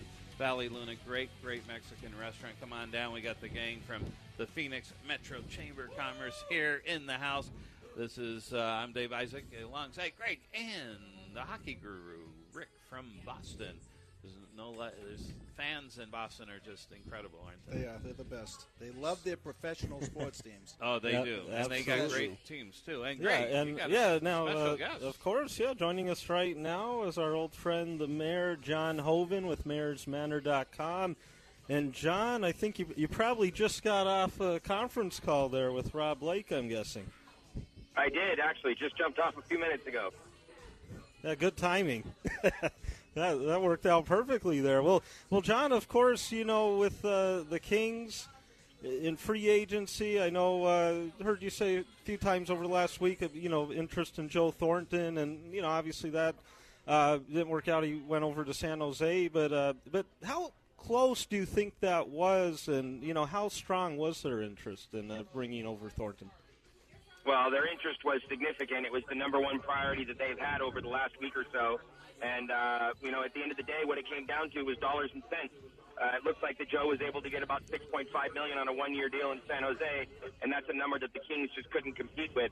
It was believed that Joe is more interested in a multi-year deal, and that was in part because of the fact that he couldn't get the money that he was looking for. So, if L.A. was at 2 years, it paid $3 to $3.5 million each versus the one-year deal that he got in L.A., they really can't compete with that. Oh, yeah, no, absolutely. And, and we've seen, it seems like today, a lot of guys going to former teams. Of course, former King Justin Williams going back to Carolina where he used to play. And, and of course, Michael Camilleri back with the Kings. And I know he had a rough year last year. My understanding, he might have had some personal stuff going on off the ice. But, only 1 year, $1 million, maybe with some bonuses. What are your thoughts on the move? Is it one of those low-risk, potential medium to good rewards? Look, I have no problem with the move they made with Mike Camilleri. This is a situation where the Kings had limited cap dollars. It's an unrestricted free agent, market that just didn't speak to the needs that they had, and they were able to add some depth at one of their key holes, which is on the left wing. It would have been great if there was a left wing that was out there that could have been younger, that could have brought more offense, and that was available for $3 to $4 million. That's something they could have worked with. But that guy didn't exist out there in the market. Thomas Vanek, Evander Kane, guys like that just didn't seem to be players that they were interested in. So I know that, Rob Blake is the general manager, and the LA Kings organization didn't make a big splash in free agency, and so some of the fan base might be looking at this and be a little bit disappointed. But I would argue to do the other thing. Or the opposite. I would argue to be a little bit patient, understand what they were trying to do, and as we've heard many times over the last couple of months, Rob Blake as a general manager is calm, cool, and collected. And this is a guy who had a plan. He's sticking to his plan. He's not going to go out and sign a bunch of free agents just for the sake of signing free agents. So I don't have an issue with the move. I also think that this gives them some great flexibility to do something that they need to do, and that is take a long, hard look at some of the kids in the organization, some of their prospects that have gotten to a point where they deserve a chance in the National Hockey League. So give those kids a chance in October and November, and if Blake needs to make some additional roster moves prior to the trade deadline, he can do that. The team still has a great core in Kopitar and Doughty and Jeff Carter and, Jonathan Quick. So they have enough to still be considered playoff contenders even when they drop the puck on opening night if this is the team they bring to camp. Yeah, no, and I agree. That's a good way to look at it because, you don't want to get crazy in free agency and, like you said, with a market like this. And, maybe another move they made that could come out to be underrated, Christian Foley. I saw they had signed, he'd been with Minnesota before, and I believe they had some interest in the past in him. What would he bring? More of the bottom pairing type defenseman? Do you feel maybe he'll be the seventh guy, or how will he rotate in? Yeah, I think that on defense, they still have some work to do there. Coming into today, they already had 7, possibly 8 defensemen. You figure they have Muzzin and Doughty up on the top pair, Paul Ledoux and Alec Martinez on the second pair, and then Derek Forbort, of course, who they protected in the expansion draft. Derek Forbort and Kevin Gravel on the third pairing. They also have Curtis McDermott, who's been pushing for a roster spot over the last season or two, and is now at the point where he requires waivers to go back to the American Hockey League. So there's your 7th defenseman. They picked up Oscar Fantenberg, the European free agent, earlier in the summer or earlier in the off season. So there already seems to be an excess of players on the blue line, and that should give them some flexibility, perhaps to make some smaller moves either later this month or even around training camp time, along with some of their forwards that, they seem to have an excess of bottom 6 forwards. You can throw out names like Nick Shore, Jordan Nolan, Andy Andrioff, some of those guys. So there's still some minor roster tweaks that are going to take place here at some point. Oh, yeah, no, absolutely. So, interesting. I like what Rob Lake has done, and then, the Pearson to Foley deals, I think were great deals for them. And, I obviously with the draft, we'll know, 4 or 5 years down the line, but it seems like first glance he's done pretty well. And what other interesting thing is, who would have thought that Rob Lake, Luc Robitaille bring in a former teammate to play? Of course, with Camilleri, it's amazing to think, way back like that, when he was first coming through the system and all that good stuff. So I think maybe we see a little rebirth there, hopefully. Maybe catch some magic with Kopitar and see if they, can both get going. And, I mentioned Tyler Toffoli real quick. They got him done, his extension.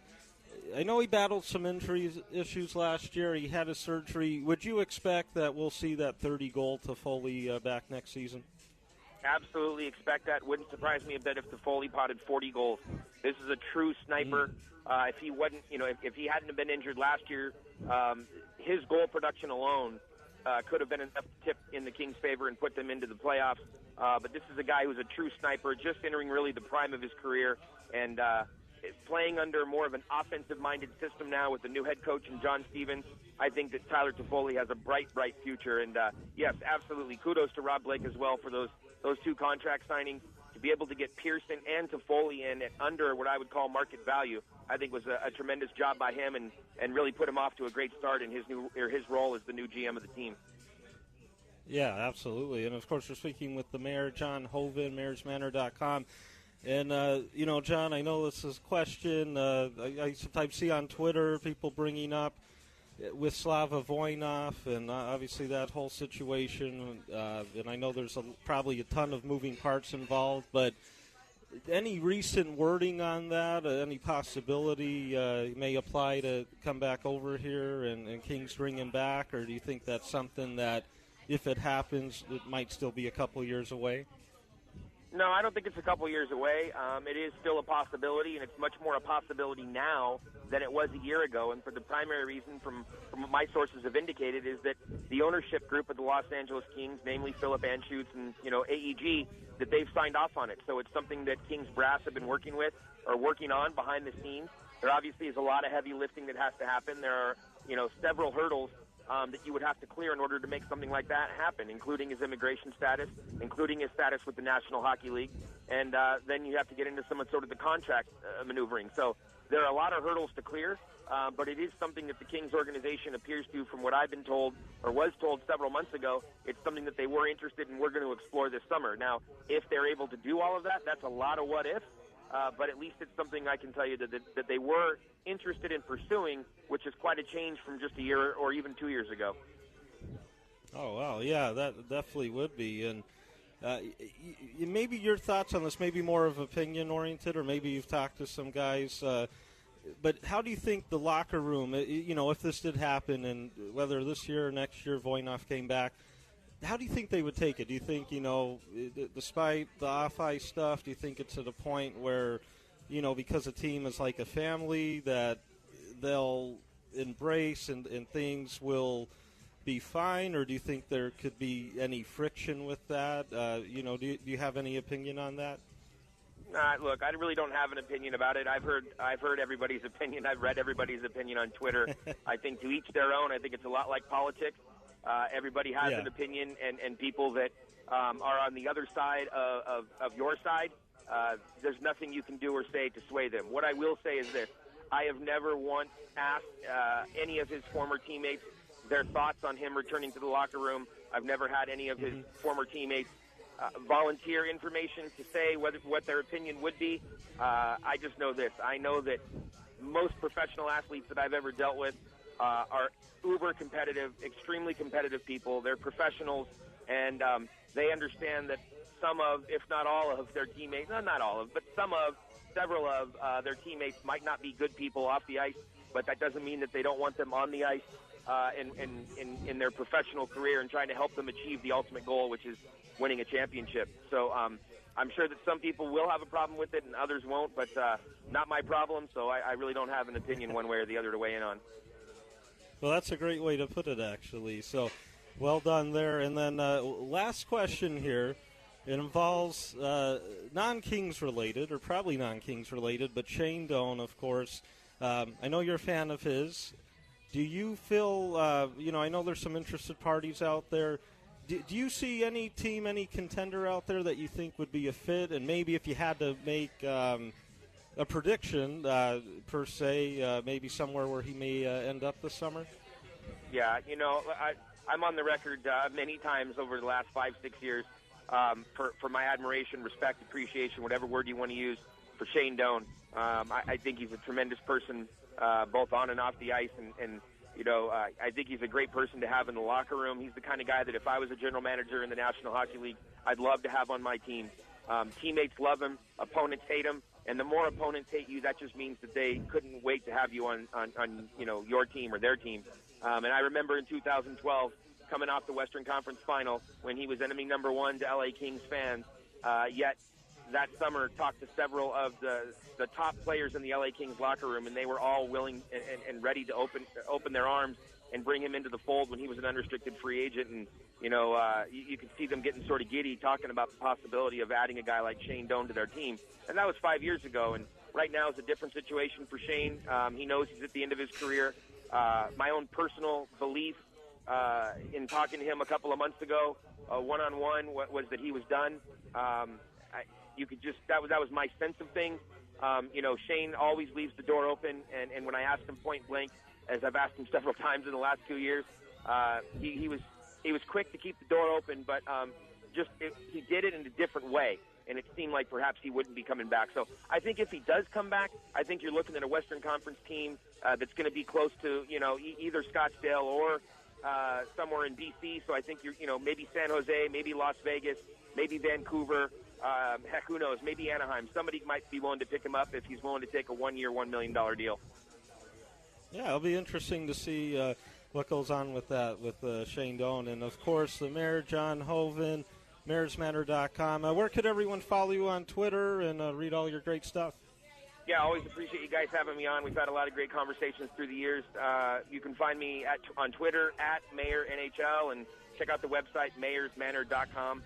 And all the stories will be there throughout the summer. Oh, okay, perfect. And one last quick question here from Rick. Hey, thanks.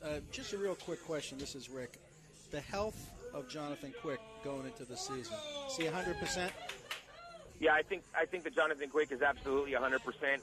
That was one of the reasons they went out and acquired Ben Bishop at the trade deadline, was you just didn't know, and just in case. And if they made it into the playoffs and there were any sort of hiccups with that injury, then they had a competent backup there, and they had all the confidence in Bishop. But you looked at Quick's movement and the way he played down the stretch, he was fine. And in talking with people around the organization, he's 100% healthy coming into training camp. So that certainly breeds a lot of optimism among the Kings faithful. Absolutely. That's good to hear. Oh, outstanding. And thank you once again, John, for joining us. Always great talking with you.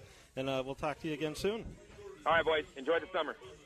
Thank you. You too. Thanks. And, of course, that's John Hoven, the mayor, with mayorsmanor.com. Great coverage of the LA Kings and the NHL in general. And so exciting day across the league with everything. And appreciate him taking the time. I know a very busy day for him. But we haven't brought this up yet. Off the break, we were talking about with Chris Kunitz heading to the Tampa Bay Lightning. And, Rick, you like that one? I do like it. I love the guy. I mean, if I look at the Tampa roster right now, they didn't have a guy, that Marchand's pain in the butt, chirping at the face-off circle. Now they have it. He's an older guy. Doesn't have to be the guy. Again, he's surrounded by a lot of good talent. I can see Tampa, clearly making the playoffs anyways because of the talent they have and making a run at it. And wouldn't be surprised to see Tampa and Pittsburgh somewhere in the playoffs going against each other. I like Chris Kunitz. Does that hurt Pittsburgh a bit? You know what? They would if it did, they would have signed him. Yeah. There's too many good young players that's coming in the Pittsburgh system. Yeah, they're going to be fine still. In fact, odds on probably still to win the cup. Well, they are right now. They're the favorite. A three-peat is not easy at all, but we'll see. Why don't we get Ed Cole in on the action here? And you got to get your headset. It's somewhere in the house. It's coming up.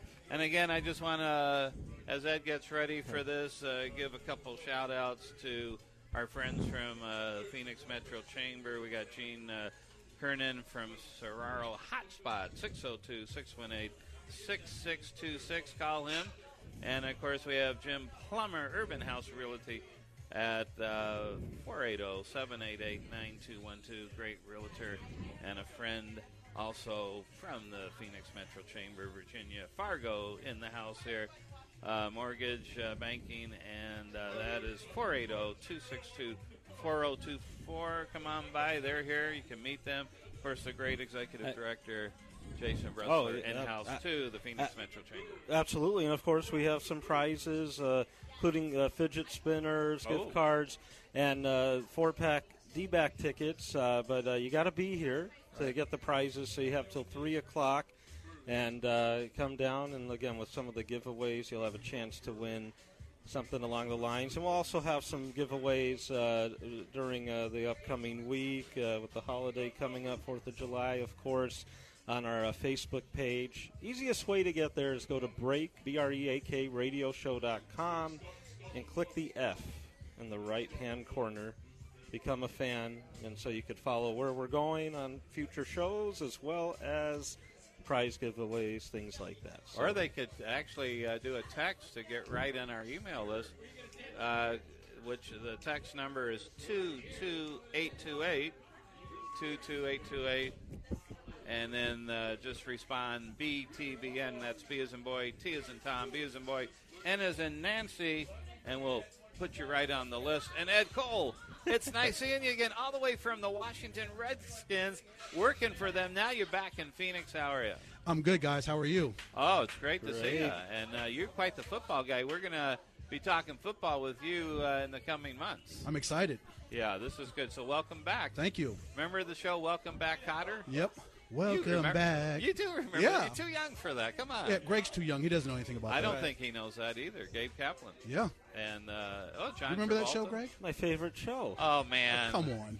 I've heard of the name. That's it. I've been watching Bonanza every day. Oh, yeah. It's I love classic. that. Yeah, it's a great one. Yeah. You never saw F Troop or McHale's Navy. The movie remake, which or Hogan's Heroes, was That's terrible. right. Yeah. Yeah. I saw the movie about the Hogan's Hero guy with Willem Dafoe. Mm-hmm. Autofocus, I think, because they talk about his death, murdered out here. Yeah, it was actually a good movie that was based good. on that. But yeah. No doubt. Still unsolved, technically, that murder, I guess. Oh, who shot JR? Well, that, too. I think we know. I forgot who did Who that. shot JR? Yeah, we should ask Metro Was it Phoenix Patrick Chamber Duffy, or? who shot JR. Maybe they'll come up One of the step-by-step guys. Yeah, no doubt. But we are at Valle Luna Mexican Restaurant, 3336 West Bell Road. Come on down. Great food here. Really great place. A lot of good sports going on right now. They got a bunch of TVs here in the bar area. So let's see. So let's have Ed Cole do a monologue on hockey. No, you do know hockey, though. Not as much as you guys, but I'm just they kind of listening. Impressive, right? Very Greg and impressive. Rick, they're really impressive. Very impressive. There's no doubt. So, Greg, any other updates on anything going on right now? No, I haven't seen anything or haven't really followed as much. I don't know if Rick has anything on any signings breaking, anything like that. Nothing. I'm still trying to dig in, see if the Bruins are doing anything right now. Yeah, so far nothing.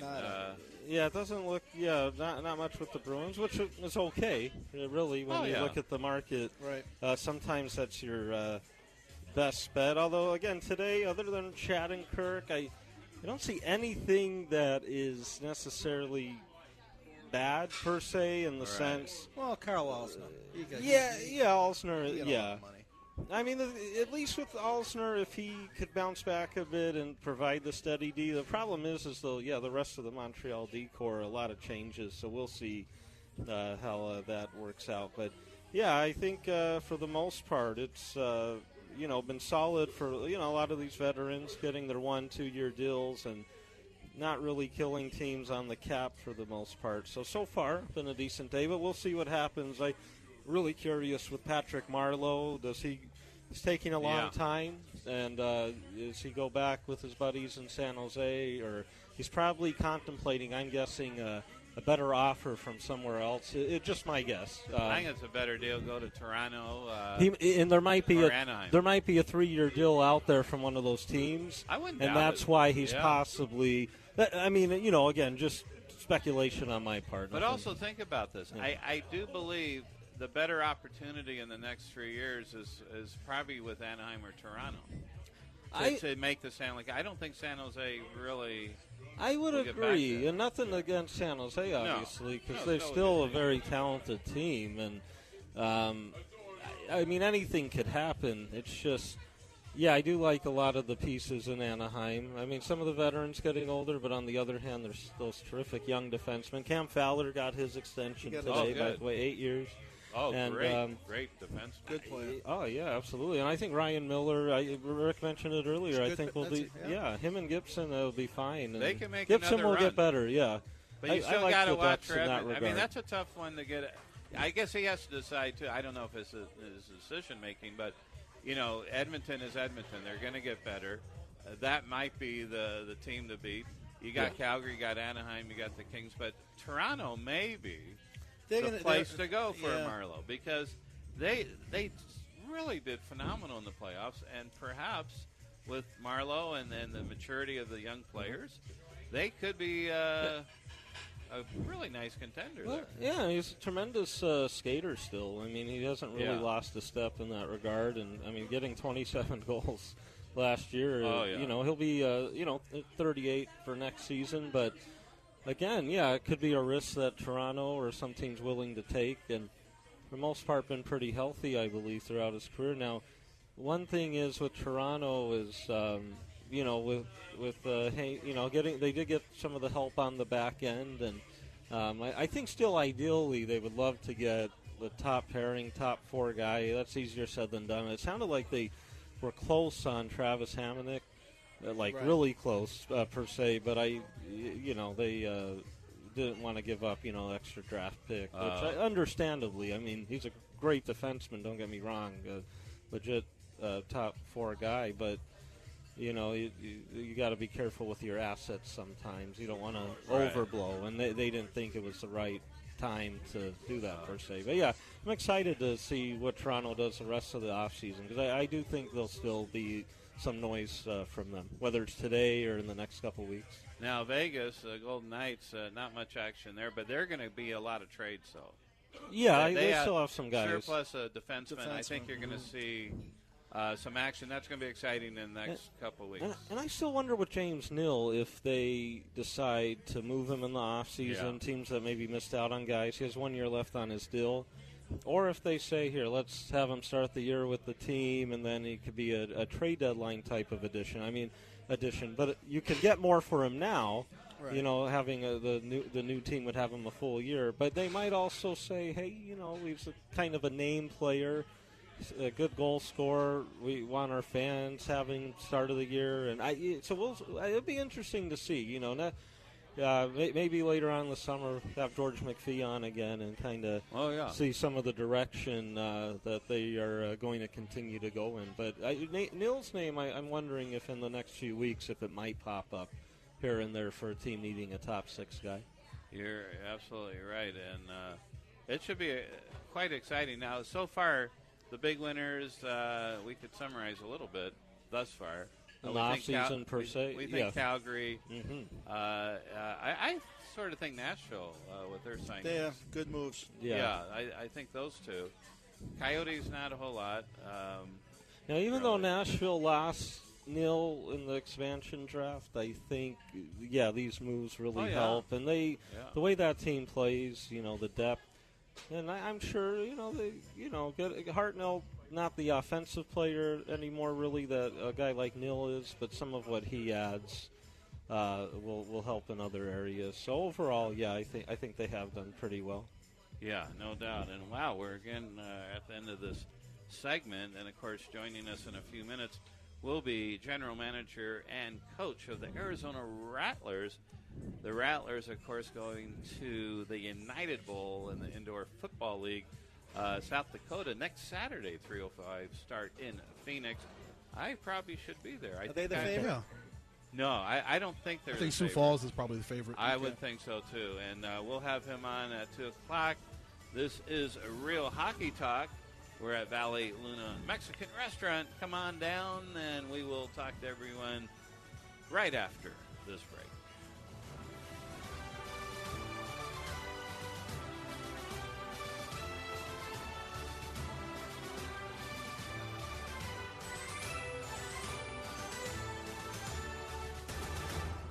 NBC Sports Radio AM 1060 KDUS Tempe Phoenix and KSLX HD2 Scottsdale Phoenix.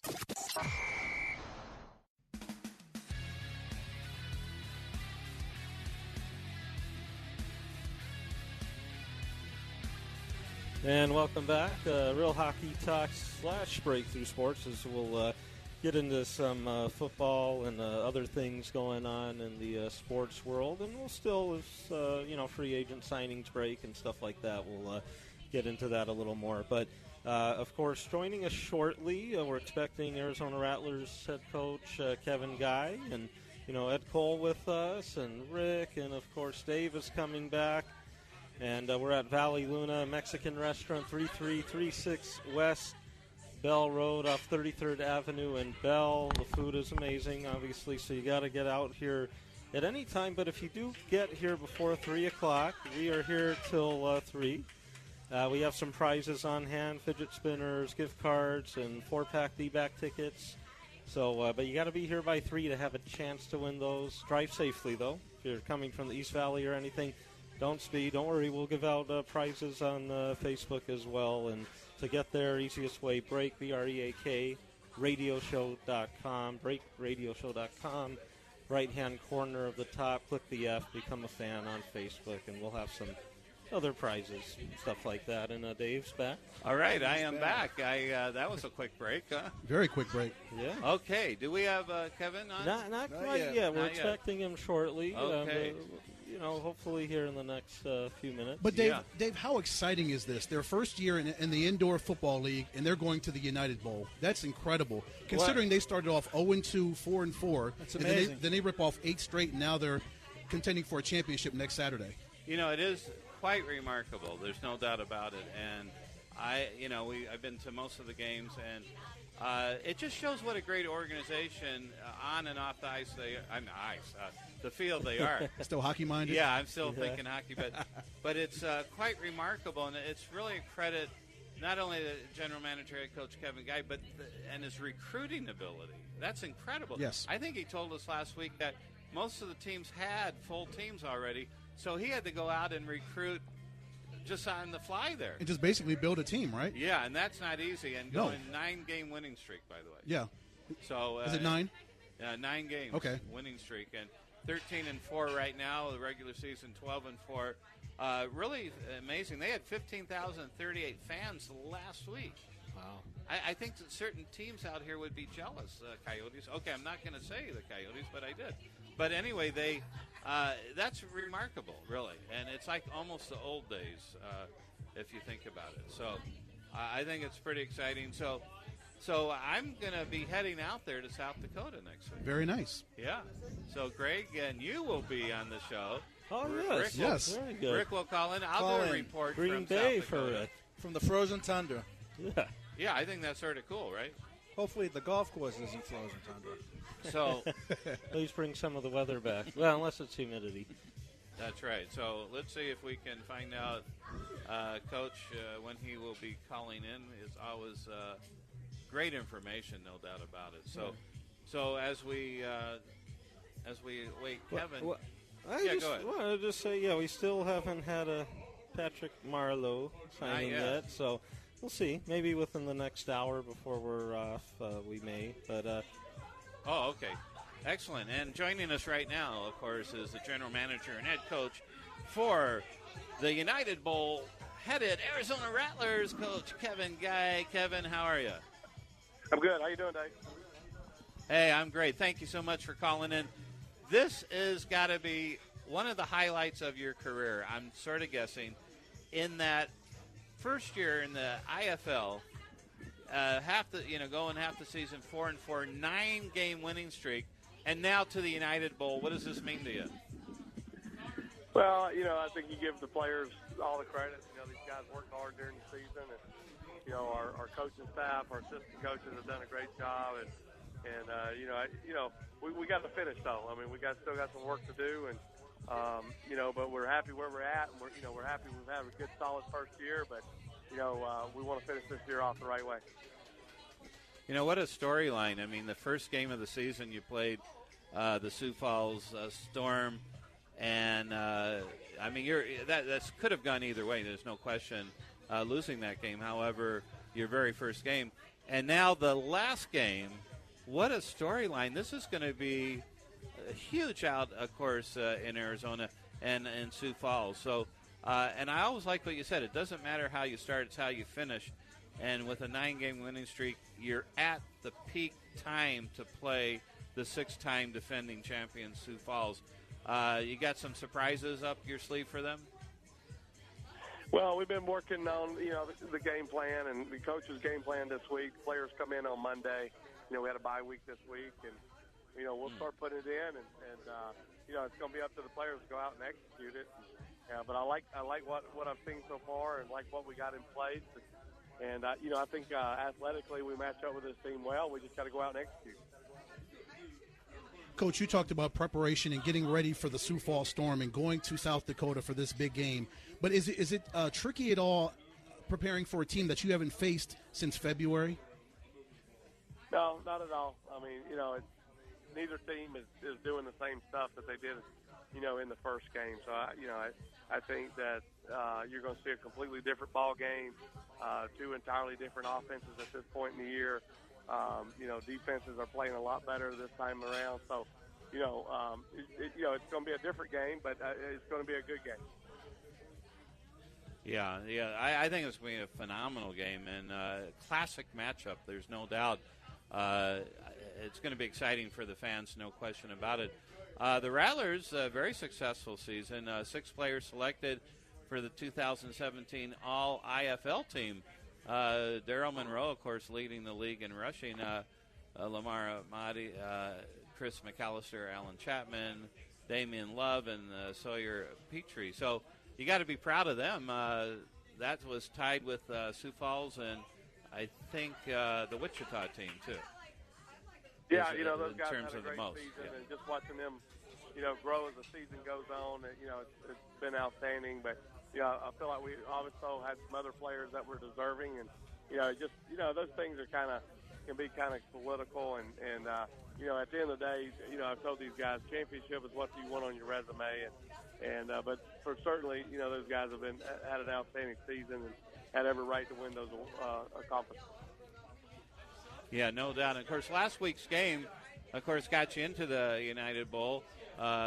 Certainly the Nebraska danger you sort of took apart. That was, I thought, one of the most skilled first quarters Rattlers ever played. I thought they played remarkably well. But the whole game was incredible. I think you had 5 stops, and the score, of course, was quite lopsided victory last week, 62-36. So that's a good way to go to the United Bowl after what you'd consider a blowout. Well, the key was we wanted to start fast on the guys, and I thought we did that. And, defensively, they didn't score their second touchdown offensively until the fourth quarter. They scored on the 6-6, and then, they had a kick six. They ran it back for a touchdown. But, our defense played outstanding. I think we stocked them defensively 6 out of 9 possessions. And offensively we came out and started faster, and put them on their heels a little bit. And then Jamal Miles kind of turned the game around with his returns in the second quarter. It really gave us some separation. Yeah, that was fantastic. Go ahead. Coach, defense is going to be so huge next Saturday, especially when you're going up against an absolute warrior in Lorenzo Brown. This guy can beat you with his arm. He can beat you with his legs. So a precursor to what you did against Nebraska last week, you're going to have to repeat that performance next Saturday in South Dakota, which is going to be very hard against Lorenzo Brown and his guys. Yeah, Lorenzo has done a nice job all year long. I mean, he's him and the running back. They've done a great job. They're their top 2 rushers, and Lorenzo can throw the ball well. So they're both very athletic, and we're going to have to account for them in our schemes for sure. Yeah. Now this week, it takes being on all dimensions to win such an important game. What's the mental aspect of the game look like so far? I mean, your team, I'm sure they're ready. Is there any tweaking that you plan to do with the team as far as the mental aspect?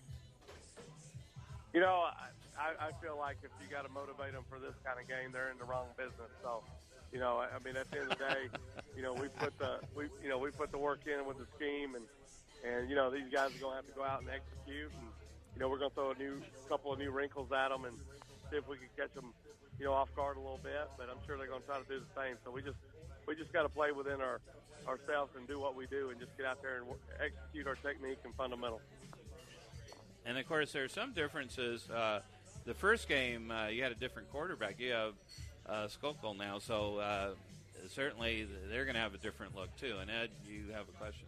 Yeah, Coach, we know turnovers are always a huge thing in any game, especially championship games. So just talk about the importance of winning that turnover battle along with winning the time of possession battle. The longer you can keep their offense off the field, you can keep Lorenzo off the field, and you can keep your offense rolling. And when you guys are on defense, you guys are attacking, and you're aggressive, and you've got that never let up mentality. Just talk about those 2 aspects of the game. Just the never quit, the desire, and the turnover, winning that turnover battle.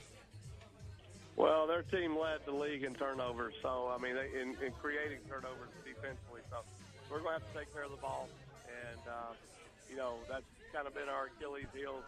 We turn the ball over a couple times a game, and not really haven't been getting stopped on 4th down that much, but turning the ball over is we got to take care of the rock. And, if we do that, then I like our chances. Because defensively we've been playing pretty well down the backstretch. Yeah, no doubt. And, Coach, we're very excited for you. We appreciate you out here.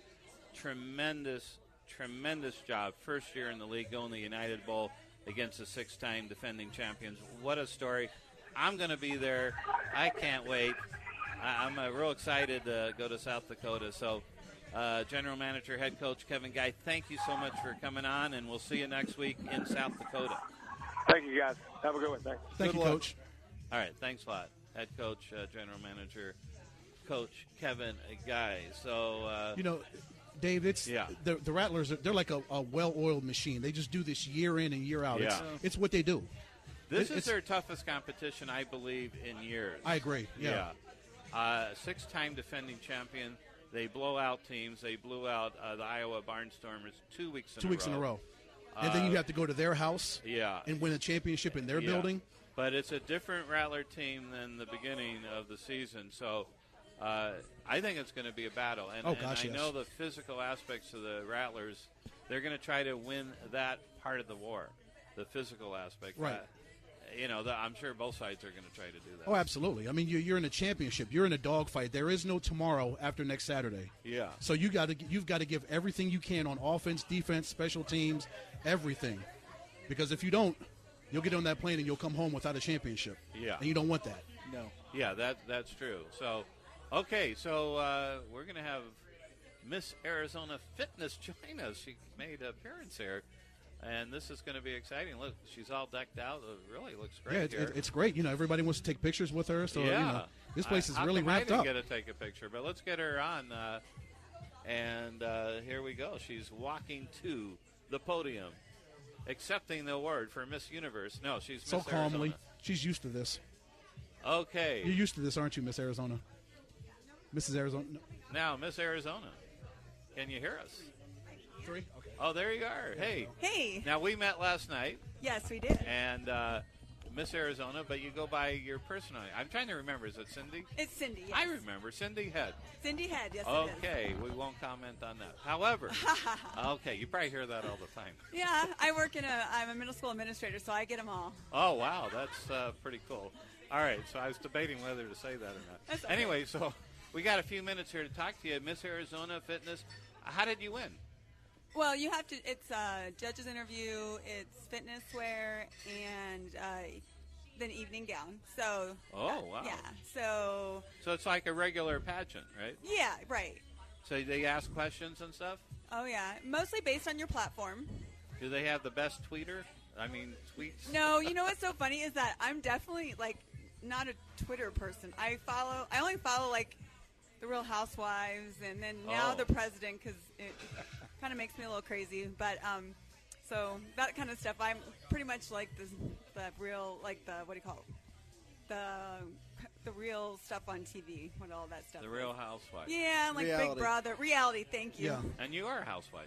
I am a housewife. So how do you balance being Miss Arizona, and does your husband get jealous since you're always taking pictures, you're out in front of the public, and you're Miss Arizona Fitness? No, he doesn't get jealous. He's very supportive. I mean, before I had competed early in my early 30s, and then I went into retirement. So I came you out look of pretty young, though. I was going to say you're still in your early 30s. Oh, aren't you sweet? I'm actually in my mid-40s. No way. Can you believe that, guys? No way. We don't believe it. I have No. great genes. Late 20s, I'm early looking 30s. at your genes right now. Oh, you mean great genes. Yes. Okay. And so when I asked, I wanted to do it again, and I had to ask. I asked him. I didn't have to ask him, but he needs to understand that I'm going to be gone on the weekends. Oh, you are? Is that when you compete? Well, no, I go do charity work. Right. Oh, cool. Oh, yeah, of course. And so, and do events like this, and I was gone last night doing the concert last night, and then That's right. Yeah. and then that was I'm sort of cool. training. One of my sponsors is Fit Body Boot Camp in Litchfield, and it's actually a former student, so he's getting a lot of payback right now for all the detentions I gave him. So he's loving every minute of it. So I get up at 6:15 in the morning and go get trained every morning. Wow, And then I'm wiped out because it is a lot of work. But it shows. You look very fit. Thank you. And that's a huge part of it. So, and they do individual competitions. So not only do you get judged overall to win the grand title, then you have to compete in each division. So my goal is to win the individual fitness part of it. Just because I was really, really heavy in high school and chunky girl and through my 20s. So I started getting healthy in my early 30s. So it's been and I did it naturally, no fancy surgeries, just working out, eating healthy. And so that part is really, really, really important competition for me because, I always say anybody can really look great in their early 20s and in their teens. It's really hard. I never looked great in my early 20s. It's really hard to do it in your 40s because everything slows down. I was cute the first year. That was it. So what can I say, right? That was a long time ago. I know. So, I know my 33 reunion's coming up. So. Oh, wow. My goodness. So what's the next competition, Miss USA? Well, it'll be Mrs. Worldwide United. Okay. It's July. I believe July 24th. And the actual competition is July 27th. And so, yes, it's Where do coming they up. do that? It'll be in Nebraska. Okay. Oh. Omaha, Nebraska. Omaha.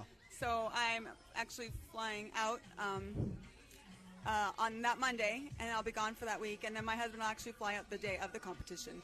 So because he doesn't need to be there all week. So Yeah. yes. So hopefully, if I win, y'all can invite me back, and I can tell you about Absolutely. the experience. We can. I bet it'll be a good one. I hope so. Yes. Does Donald Trump No. to judge no. the No. No. beauty No. No. No. contest? No. Not in any way, shape, or form. Sly. Yeah. Yeah. No, this is independently owned by somebody. I don't even think he owns the other ones anymore. I think he got ousted on those. Oh yeah, I sold Yeah. it or something. I think after the last scandal with telling the girl she was fat, he was pretty much out. Oh yeah, I did see that. Yeah, actually. so he's there not. was something going on there. Yeah, he Yeah. told his Mrs. Universe that Well, she was we fat. have a surprise for you. Oh, you do? Donald Trump joining us. No, I'm I don't kidding. think so. All right, just kidding. This is a non-political show. Yes. As someone famous, If he wants to sponsor me, I mean, he can pay the rest of the That's- fees I have. But someone I knew who's very talented say the proof is in the pudding. The pudding. yeah. And Callie Young, of course, great singer, by the way. Yes, right she to was my right. fantastic last She night. was great last night. Very good, Callie. There she is. Yes, and her mom and I we've been known each other since kindergarten. So Really? yeah, we've known each other like a long time. I'm not going to really say how many years because then I'll tell my actual age on the radio, and we don't need to do that. Well, that's So- cool. So a lot of hard work being Miss Arizona Yes. Fitness, and it's nice to have programs like that. It's your role model to children and to all people. Right. Inspiration and motivation. My students were bugging me because they kept saying, you need to compete again. And I was like, I don't know about that. So I did it partly to show them that you're not too old. And one of my hashtags is age has no limits. Oh, that's I good. agree with that. And again, Yeah. my platform is metastatic breast cancer. Okay, so 'cause that's your That's my charity. platform because it has metastatic breast cancer has no cure. Right. You will die from it. Right. And my best friend is fighting it right now. So Excellent. that is so if you want to support any type of breast cancer, go look at that Very cool. instead of just regular breast cancer. And how do people get in touch with you? You have it. Yes, Twitter so I handle? have a website and it's mrsaz.net. Yeah. I also am on Facebook and it's Mrs. Arizona Worldwide United, and they can Excellent. like that as well. That is very And I cool. also am on Instagram and it's just Mrs. Arizona WW United. So Well, thank you so much for stopping thank by, you. Miss Arizona Fitness, Cindy Head. Thank you very much. thank you. Best of luck, And, Cindy. there we go. Congratulations. Round of applause here at Valle Luna. Wow, tremendous. Thank you. Have a Very great day. good. Thank you Well so done. much. And now we got guests everywhere. You know, we Dave, got as we age, and as I always say, you can never stay young, but you can always act immature, and I got that going for me. we have that in common, right? This is good. And of course, a returning veteran from the Valle Luna restaurant, Joey. Hey, how are you? I haven't seen you since last time. No, last time, yeah, it was a good time. We had And fun. you were great. I heard I you don't got know about seasoned veteran by now. It's just number two. So I heard you got numerous contracts from that last radio. plenty of offers. Yeah. None of that speed dating stuff happened, but Oh, did it? No, it didn't happen. yeah, I'm still We holding got my tongue. Miss Arizona. No, she's married. Forget it. Maybe we got some single people here. We could See check what we it can out. do. It's 4th of July tell, weekend. Tell us about. Yeah, is this going to be busy or what at Valle Luna? I mean, I can't expect it to be. It's so hot Sort now. of hit and miss, I think. I mean, from the last time that I was on here, the temperatures weren't hitting 120. You're And right. So Yeah. now, with the nice weekend coming about, people might be heading up north, That's headed right. out of town, but doesn't mean we're going to stop serving and everything. So. We got a nice crowd here. We invited, of course, the Phoenix Metro Chamber of Commerce here, and we got a nice group right over there. Jason Bressler, Executive Director. He's the man. Okay. And Virginia, there. A cutie pie, by the way. Okay.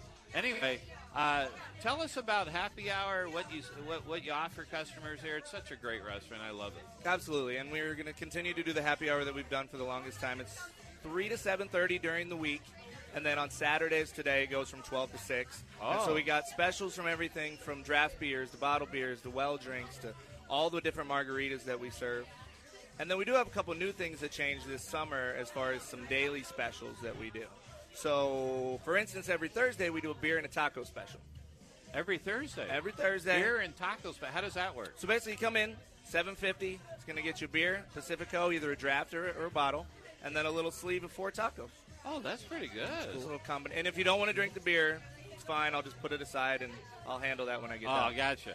Team player. Yeah, someone has to drink it. Absolutely. mean, that's so Rick and Ed, pretty interesting. This is a great restaurant. It is. Oh, it's fabulous. Excellent. And we really appreciate, of course, we know the owners, and, of course, Jesse is awesome. Absolutely. We've known Jesse for years. And, in fact, they were the first restaurant that gave away gift certificates to our dating show called Match No Match, and No is spelled K-N-O-W.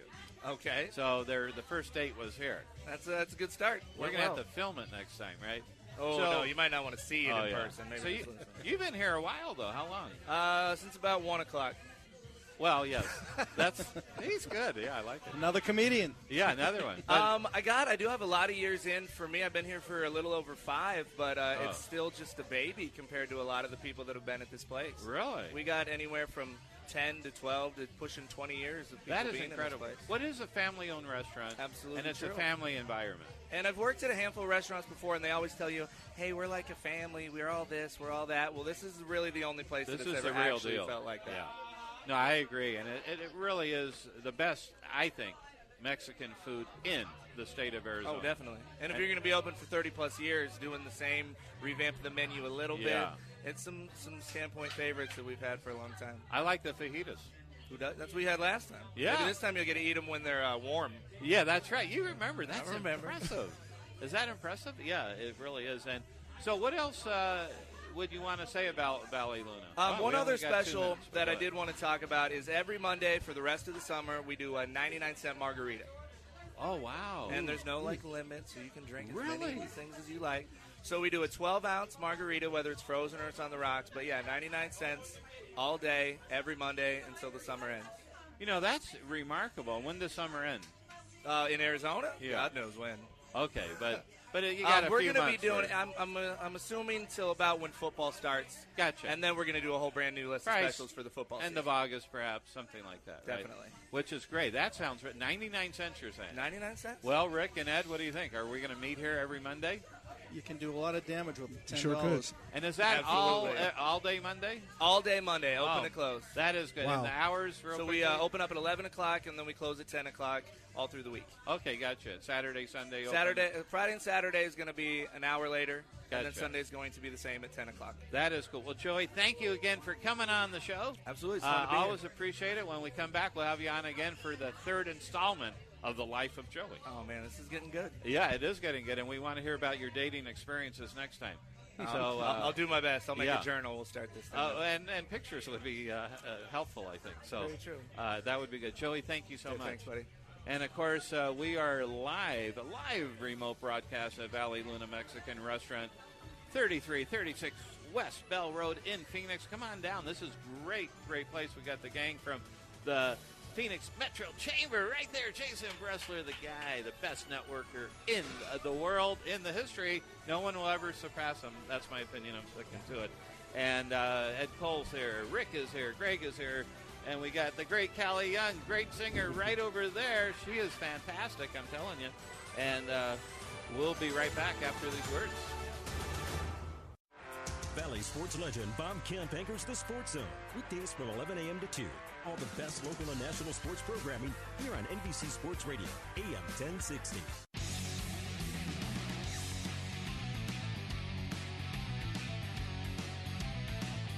And welcome back again to Real Hockey Talk, Breakthrough Sports, live NBC Sports Radio, AM 1060, KDUS in Phoenix, Arizona. We're broadcasting live from Valle Luna Mexican Restaurant, located at 3336 West Bell Road in Phoenix. Great place, great food, great company. The Phoenix Metro Chamber is here. Jason Bressler, Executive Director, and his gang. A lot of fun. We're here till 3. They're open till 11. Come on. It's a tough thing. Yeah, it's fun people. Yeah. And yeah. Of course, I see little Mason, Cutie Pie, all time. And we're watching from years past the hot dog. Yeah, Nathan's hot dog eating contest. Boy, how do they do that? I mean, how do you eat 60, 70 hot dogs in 10 minutes? For some reason, ESPN sponsors it. Mm-hmm. Yeah. Now, is that a negative for Nathan Hot Dogs, or is it positive? I think it's a positive. Yeah, because don't you get grossed out though?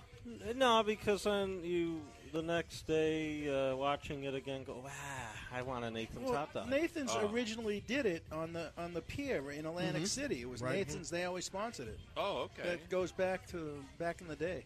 Wow. Yeah. I think we should have our own hot dog eating contest here in Breakthrough Sports. On the radio? Yeah. Well, that wouldn't work. Or maybe a pizza eating contest. Oh, yeah. Well, how about prime rib or lobster eating contest? I could go for that. I'm down for tacos and taco eating contest. All sure. you can eat fajitas would be good. Yeah, you and I got the fajitas, and they're very delicious, by the way. If you love fajitas, we got the shrimp fajitas, but they have other types too. Very, very good. You got the what did you get? I got the chicken pizzole, the soup. Oh, that looks delicious. What do you got? Rice there too? No, that's onion. Oh, onions. Okay. Onion. And what with did cilantro. What did you get, Ed? The fundito. Fundito. That sounds fun. And a dito. It is. Wow. What is a fundito? I don't even know. It's very fun. Oh, it's fun to eat. And it's indeedo good. Yeah. Yes. Now we're expecting Megan Galley to be come down here, comedian, actress from Rick Bronson's House of Comedy. Maybe they got lost. Maybe not. Maybe this is a joke. She is a comedian. We'll see. It's always but we have unknown. plenty of things to talk about. Next week, you and I are out of town, but we'll be calling Call in. Give a little 45-minute assessment of what happened during the week. Yeah, I'll be calling in from South Dakota just South before Dakota. game time, the United Bowl. That's big time. Arizona Rattlers and Sioux Falls Storm. What a game to just definitely the two best teams in the league. And so we'll It should see be a what great happens. game. It should be, no doubt, and let's hope for, positive outcome. Okay. And now you had some more hockey comments? we still have, a few things I want to Yeah. I'm going to segue into. Absolutely. I'm going to go work with me here from the Bruins. Yeah. And I'm going to segue over to the Edmonton Oilers. Okay. Today, Bruins fans, with Jimmy Hayes' buyout this past week by the Bruins, we are exactly 4 years removed from the Tyler Seguin trade, and we have nothing to show for it. Oh, man. Okay, so Tyler Seguin's going to continue scoring his 35, 40 goals a year, and the Bruins have nothing, okay? Not one of the brighter moments in Bruins history. No. Yeah. And I say because Peter Chiarelli was the general manager at the time. Oh. Now, there were issues with Tyler's activity off the ice, but any organization finds a way to correct those. Yeah. Chiarelli is now in Edmonton, and he is faced with a huge challenge because if the reported 8 years of 13.25 for Connor McDavid Whoa, man. are real, and God bless him, he Yep. is the greatest player in the game today. We're not going to go over all time because his resume is nowhere near that. Right. But now you're Leon Draisaitl. What do you do And with them? look at the Blackhawks. Got $22 million tied up in two guys. Okay, they've made moves with Panarin and Shar and Patrick Sharp and all these other things. Now you're Edmonton. You're Leon Draisaitl. What you're gonna ask him to take a hometown discount? I don't No. think so. Okay, so if I'm an aggressive GM from someone that is not a big fan of the Edmonton Oilers, I sign him to an offer sheet, whether he'd accept or not. But I'd extend. So the worst case would be they'd have to match. But let's say they give him $9.5 million. Man. Let's just say they do that. Now you're going to have $22.5 million of your payroll, actually a little higher, tied up in two players with a $75 million cap, and you have to compete. Man, that is Difficult to do. very tough. And, I mean, I wonder, obviously it didn't sound like they were trying to convince McDavid to take a little bit lower so the team could be a better Why team. should he? But he obviously won't, and he is phenomenal, generational player, no question about that. So, Well, they think there's value in 8 years, the cap going up. If you look out 6 years from now, he's what, 24? Something like in 6 years. How old is he? 26. All right. I think. That contract by then might be small. I mean, not small, but it might not Right. hit the Value, cap. it would look better, yeah. You hope. Now, when's Crosby's contract in? I'm not sure off the top I of my think head. he's got 2 years left. Yeah. Well, he'll be, 31, I think. He's at 8.7. When he signed it, it was, different time with, what the highest paid guys were and things like that. I mean, in theory, Plus, of that's course, his lucky number. But, I mean, obviously we'd all take him over Taser Kane. And they're making more, but you're right, it was a different time. So what can you do? Right. It is what it is. And that's the thing. It's going to keep going up in a way with some of these other signings, more of with the restricted free agent guys. So, McDavid will set that threshold if it is the 13.25. But eventually, someone will get more, even though the guy may not be as good as him. They'll still do that threshold. Now, it might not be soon, but you'll see more of the $9-10 million guys, especially if Draisaitl, gets in that $8-9 million range. Right. Now, what about this for the agents out there and the attorneys? Why not put in the contract that, let's say Crosby, someone that is exceptional. Yeah. You will never be less than the lowest paid. So there'll be automatic extensions or automatic raises up to a certain age. I guess why couldn't you do that? I would have done that. Because that's insane, even though it's a different time, for him to make that type of a difference between McDavid, right. And also Kane and Taves. I mean, I think it's insane. Wouldn't that be? Yeah. And if the agents are listening now and they didn't think of it, then thank me later. But I really think, why not? Maybe there's rules against it. I don't know. But I don't know. But I think a contract is a contract. I think you can do that. But Edmonton down the road, I mean, they're going to have issues. You're still paying. The Lucic contract at $6 million. Okay? Oh yeah. When they did that last year, I was like scratching my head. I said, I get it, but you got McDavid on the horizon, so now you're going to have next year. You're going to have 3 players, with $28 million, and you're going to have to pay Cam Talbot someday. It's a tough one. General managers have more of a job than they've ever had trying to figure all this out, and I think it's.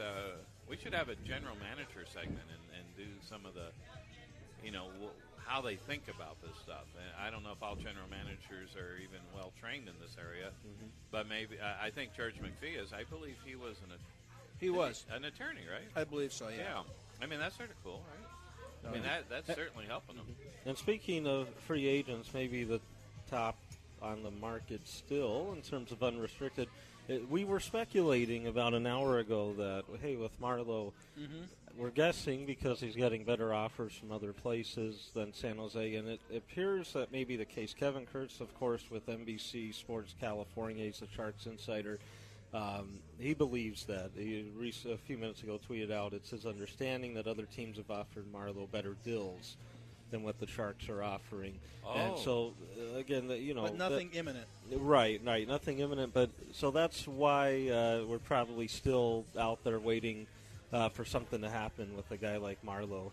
But it'll be interesting these next couple hours. It'll be or exciting. A couple weeks, because Marleau may take a few days. He doesn't have to sign on the dotted line we today. We should have a segment called the Shane Doan Tracker. We could. How about Iginla? Is he going to go anywhere? His name has not been mentioned today. I think Rob Blake on their conference call said he won't be back with L.A. They're moving on, but it'll be interesting, what direction he goes. Well, that's very cool. And, of course, this is exciting because we do have Megan Galle arriving. Rick Bronson's house, a comedy, an actress, a comedian. And here she is. Ladies and gentlemen, Megan Galle. Yes. Hey, hello. Megan Galle. How are you? Hi. I'm wonderful. How are you? Hello. This is Rick. I'm Dave. Nice to meet Greg you. and Ed This is Cole. the first radio I've ever done in a Mexican restaurant. Oh, wow. Well, this Pressure. is a great lot of pressure. But I feel like it's probably the first of many I have to come, honestly. I think so. I hope. We'll be tracking you. I've never seen a radio man surrounded by fajitas before. Well, that's his. Pizzoli. And these are mine, and there's soup over there. I think this is great. Why do it in a studio? Yeah, well, that's what I'm thinking. It's why not eat and talk at the same time? This is a better... that's a talent. I saw a clip on you, and you're very funny. Thank you. And you look just like you look. I told people you look like the girl next door. Thank you. Is that your style? It seemed like to me. Yeah, that's how you definitely can get away with tricking people into thinking you're going to be a sweet, nice person. Uh-oh. When you've got that sort of little freckles and Pippi Longstocking look. Wow, but I bet you are sweet. I am sweet. Maybe not on stage, but I am a sweet, nice lady. My parents would both concur. They would agree. See, I agree, too, even though I just met you. Now, But I saw the clip, so I knew. You've been on Conan. Mm-hmm. Yes. You had, I believe, you're an actress, too. I am. Worst Birthday, that was in 2016, right? Oh, yes. Yeah, that was also a radio show that I did where we described our worst birthday we've ever had. How about Ladylike? What is that, a film? So Ladylike was an MTV show. It was a hidden camera, all-female prank show. Oh, wow. So if you're familiar with the show Punk'd at all, yes, they kind of did that, but with girls. And the point was to be like, girls can do stuff too. But then that didn't happen at all. It was just mostly us like terrorizing people in New York City. Oh, wow. Yeah, a man tried to punch me in the face. It was a great... Oh, man. It was a really great acting experience. Worst birthday, I could have been on that show. You could? You had a worst birthday? Now I'm older, a lot older. Try to beat this. 6 years old, November 24th, 1963. They're burying the President of the United States. Oh. He got assassinated on the 22nd. We got sent home from school early. My birthday party in front of that was the funeral. You had like a viewing / birthday party. The big march in Washington. It wasn't a happy day, especially for Massachusetts. Oh, yeah, that was your. Oh, that must have been horrible. It was brutal. Probably equivalent to when Wayne Gretzky was traded. Not quite. No, I know. But that was a sad day. But I remember that day too. You don't, because you're too young. I don't. But I've had sad days. If you want this to take a turn, I could tell you all the saddest days I've ever had. Well, no. I thought you meant turn. You're going to show us do modeling or something. Oh no, but I'm happy to do that for sure. All right, we'll talk about that with Rick later. However, I've got the radio model body. No, you're very pretty. Thank you. No, really, she is. Absolutely. Thank you. You're here. You were there last night. I've been here since Thursday. Yeah, and then two more shows usually tonight. A joke. I'm here till Thursday. I know. I'm here all week. Yeah. I'm here all week. Tonight you're here at 6. 7 and 9:30. And then tomorrow at 7 as well. Wow, we want everyone to get out there, Rick Bronson's House of Comedy, and see you perform. I'd love that. That would be great. Now, fireworks on stage. How long have you been? Oh, really? No, I don't know. I'm trying to tie in some sort. I'm it, selling it. Of course, I'm really being as cheesy. I'm like, give me a damn quesadilla. I'll sell it. Is it PG, R? Of course, we can't do R in the radio, but what type of style is it? R. Okay, I love that. R. R plus, maybe? No, just a solid R. R with a wink. Okay, a wink. That's always good. Now, so people need to either call in or come down, and how do they do that? I mean, they can they should just come to this Mexican restaurant, and I'll give them free tickets right here. Wow. They can go to the website or call into the box office. That is cool. And Rick Bronson's House of Comedy, really good place. I always enjoy going there. Great AC. Great. Very cool inside. Yeah, it really is. And it's a nice dark. Critical. You can come in there and really forget that it's 111 outside. So what's your career going to be? What do you hope? You look pretty young to me. Thank you. I'm not. Wow, that you could really bifurcate that. You look pretty and young. That's a big word. It is. I don't know how I learned it, but I He's did. got the laptop open. That's yeah. Bifurcate. Let's learn a big He's just word looking today. up. That's the word of the day that you guys have been using. Bifurcate, or it could be Morning Joe and Mika. Anyway, but that's a whole different story. Now, how long have you been doing this? I've been doing stand-up 9 years. 9 years? Yes. So you're like 9 years old? Yes, I'm 9 years old. She's been doing it since she was 11. I'm not even allowed to be in this cantina right now. Oh. My sort of next project that I'm working on, I'm actually in the process of trying to sell a sports TV show. I was a sports broadcasting major. I'm a sporty spice. Really? So this is sort of, I was in this world and then left it to do stand-up and then kind of want to fuse the two back together. So tell us about your sports broadcasting. I went to Purdue University. I studied. Yes, I'm a Boilermaker. I studied sports broadcasting there, and then I went to work at NBC Sports in Chicago, the station WMAQ. And I'm actually writing for the ESPYs this year. So, I dabble in it. I go back and forth. I've been on 2 failed sports pilots, and Not failed. It's just feedback. not picked up. Yeah. Passed. So we want to reframe the word failures. Past it was just sports feedback pilot. to get to the. Yes. So you're now on NBC Sports Radio No, out here. yes, see? yeah, I am. Yeah. Right Oh, now. you were going to say no. I almost forgot. No, I'm not. No, Nope. yes, you are. This is meta. Come on, let's debate. Okay. So you're back like your home roots now. Yes. So what sport did you enjoy? I mean, playing wise, I'm a golf and tennis player. Wow. But viewing, I'm a huge NFL fan. I'm a Colts diehard fan. Ed Cole over there, big NFL, just worked for the Washington Redskins. Okay. Wonderful. There's a Purdue boy, Ryan Kerrigan. That's right. Is from Ryan Kerrigan. And out here, you guys have a lot of Colts holdovers. Bruce Arians was phenomenal. filled in Yes. when Tom Moore. and Tom Moore, and then Freeney was here. Dwight Freeney's Yep. my favorite player of all time, and he had a wonderful stint here. Was very successful on the Cardinals. I got to get your number because we might want you to call in and do some sports I segments. would love that. I mean, Where do you live? I live in Los Angeles. No way. So we're on the same time zone. This is great. Well, only till October. Then we're an hour ahead. Really? Yeah, we don't go back or go forward because they determine the only place in the world that we can't figure it out. That's how Indiana used to be. Oh, And- used but to be? now, They now used to we change, and oh boy, are they upset! People just Oh, they screaming in changed it. cornfields. So are they on Central Time now in Indiana? They're on Or East Coast? Eastern. Eastern. And then Chicago's on Central. Oh, that's It's right. it's hard So for my L.A., parents. we're about in L.A. I grew live in up Studio out. City. Oh, nice. I'm a Valley Nice. girl. Now, I grew up in the San Fernando Valley. Okay. Yeah. So you're used to this heat. Yeah, it's a little more humid, I think, in Yeah. the valley at times. Yes. The dry heat makes it a little bit better. But when it's 126, it's 126. Oof. Right. I cook outside. You know. Really? No, not Like really. I was. But I experimented. You know, you throw Why? some eggs down and then see what happens. Yeah, it boils really. Get a hot dog on the sidewalk. Yeah. Oh, yeah. We were watching. There's a hot dog eating contest, by the way. It's pretty gross. Well, that's a replay of Last look year. at that No, guy. Yeah, it's that too is- He hot. has 56 hot. That is so That's nasty. ridiculous. I mean, how does anyone eat 56 I don't know how hot you do dogs? that. In I fact, like that there's Megan, cheerleaders. Yeah, Just but- like dancing. You should put that in your performance I tonight. won a chicken wing eating contest once. How does that work? It was just how many the most chicken wings you could eat in a minute, and I beat out two dudes who probably weighed 100 pounds more than me. And how many did you eat? I think in a minute I ate 9.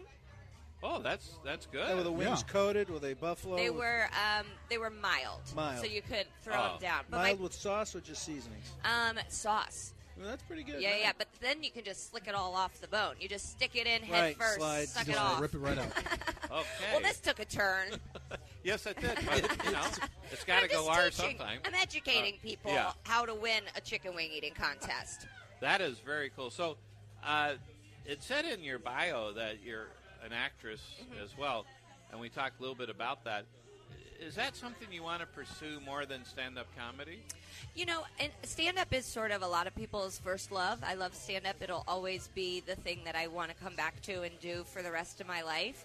And then from that, you kind of hope you'll be able to find acting roles that pair with who you are. Casting directors sort of Okay. start to understand, oh, this is you're this type of person. Gotcha. We want you to play this type of character instead of having to like go and play someone that's totally different. And then you start to have talented friends who can write parts for you that are Oh. in your voice. Good point. So that's sort of what you hope for in the long run. Now, a couple questions come to mind. Your mentor and what style? Who would you take after as a style of comedian? But who's your mentors, and also who do you think people would think of when they see you perform? I've always loved and looked up to Joan Rivers. Very I love good, that yeah. sort of. I loved Rickles. He just sadly passed away. Yes, yeah. and her as well. And then another comedian who also passed, who'd probably hate me. His name was Patrice O'Neill. Very, very funny, mean. Would do a lot of the roasts. Oh, okay. I love mean with like a purpose, I guess. That's sort of Yeah. like fun. I love talking to the audience. I think engaging with people is so you do that. fun. I do You that. improvise, right? I do that. I just think Oh. right off my little head. Wow. Sometimes I'm a little quick one. I think that is always the funnest way to interaction. But then you always have the meathead in the stands that wants you to rip them apart. Well, that's true. Yeah. No, you definitely it's a very thin line between this is fun and I want to kill you. Right. And so sometimes audiences get to watch me have a meltdown on a man, and I got to tell you, that's very entertaining for them. What is a meltdown on a man? Shred him. You just make him wish he hadn't left his house that night. Gotcha. I love that. Oh, that would be good. Oh, it's love. People you think love it. Tonight you'll do Attack his that? sexuality, everything. Everything about his clothes. His Apologize to the woman with him for having to look at him. For any children he's ever had, for them knowing he's their father. You know, just really That is funny. rip him down to his great. Crocs. That is really, They really deserve it. funny. Wow. So, so do you travel a lot? I do.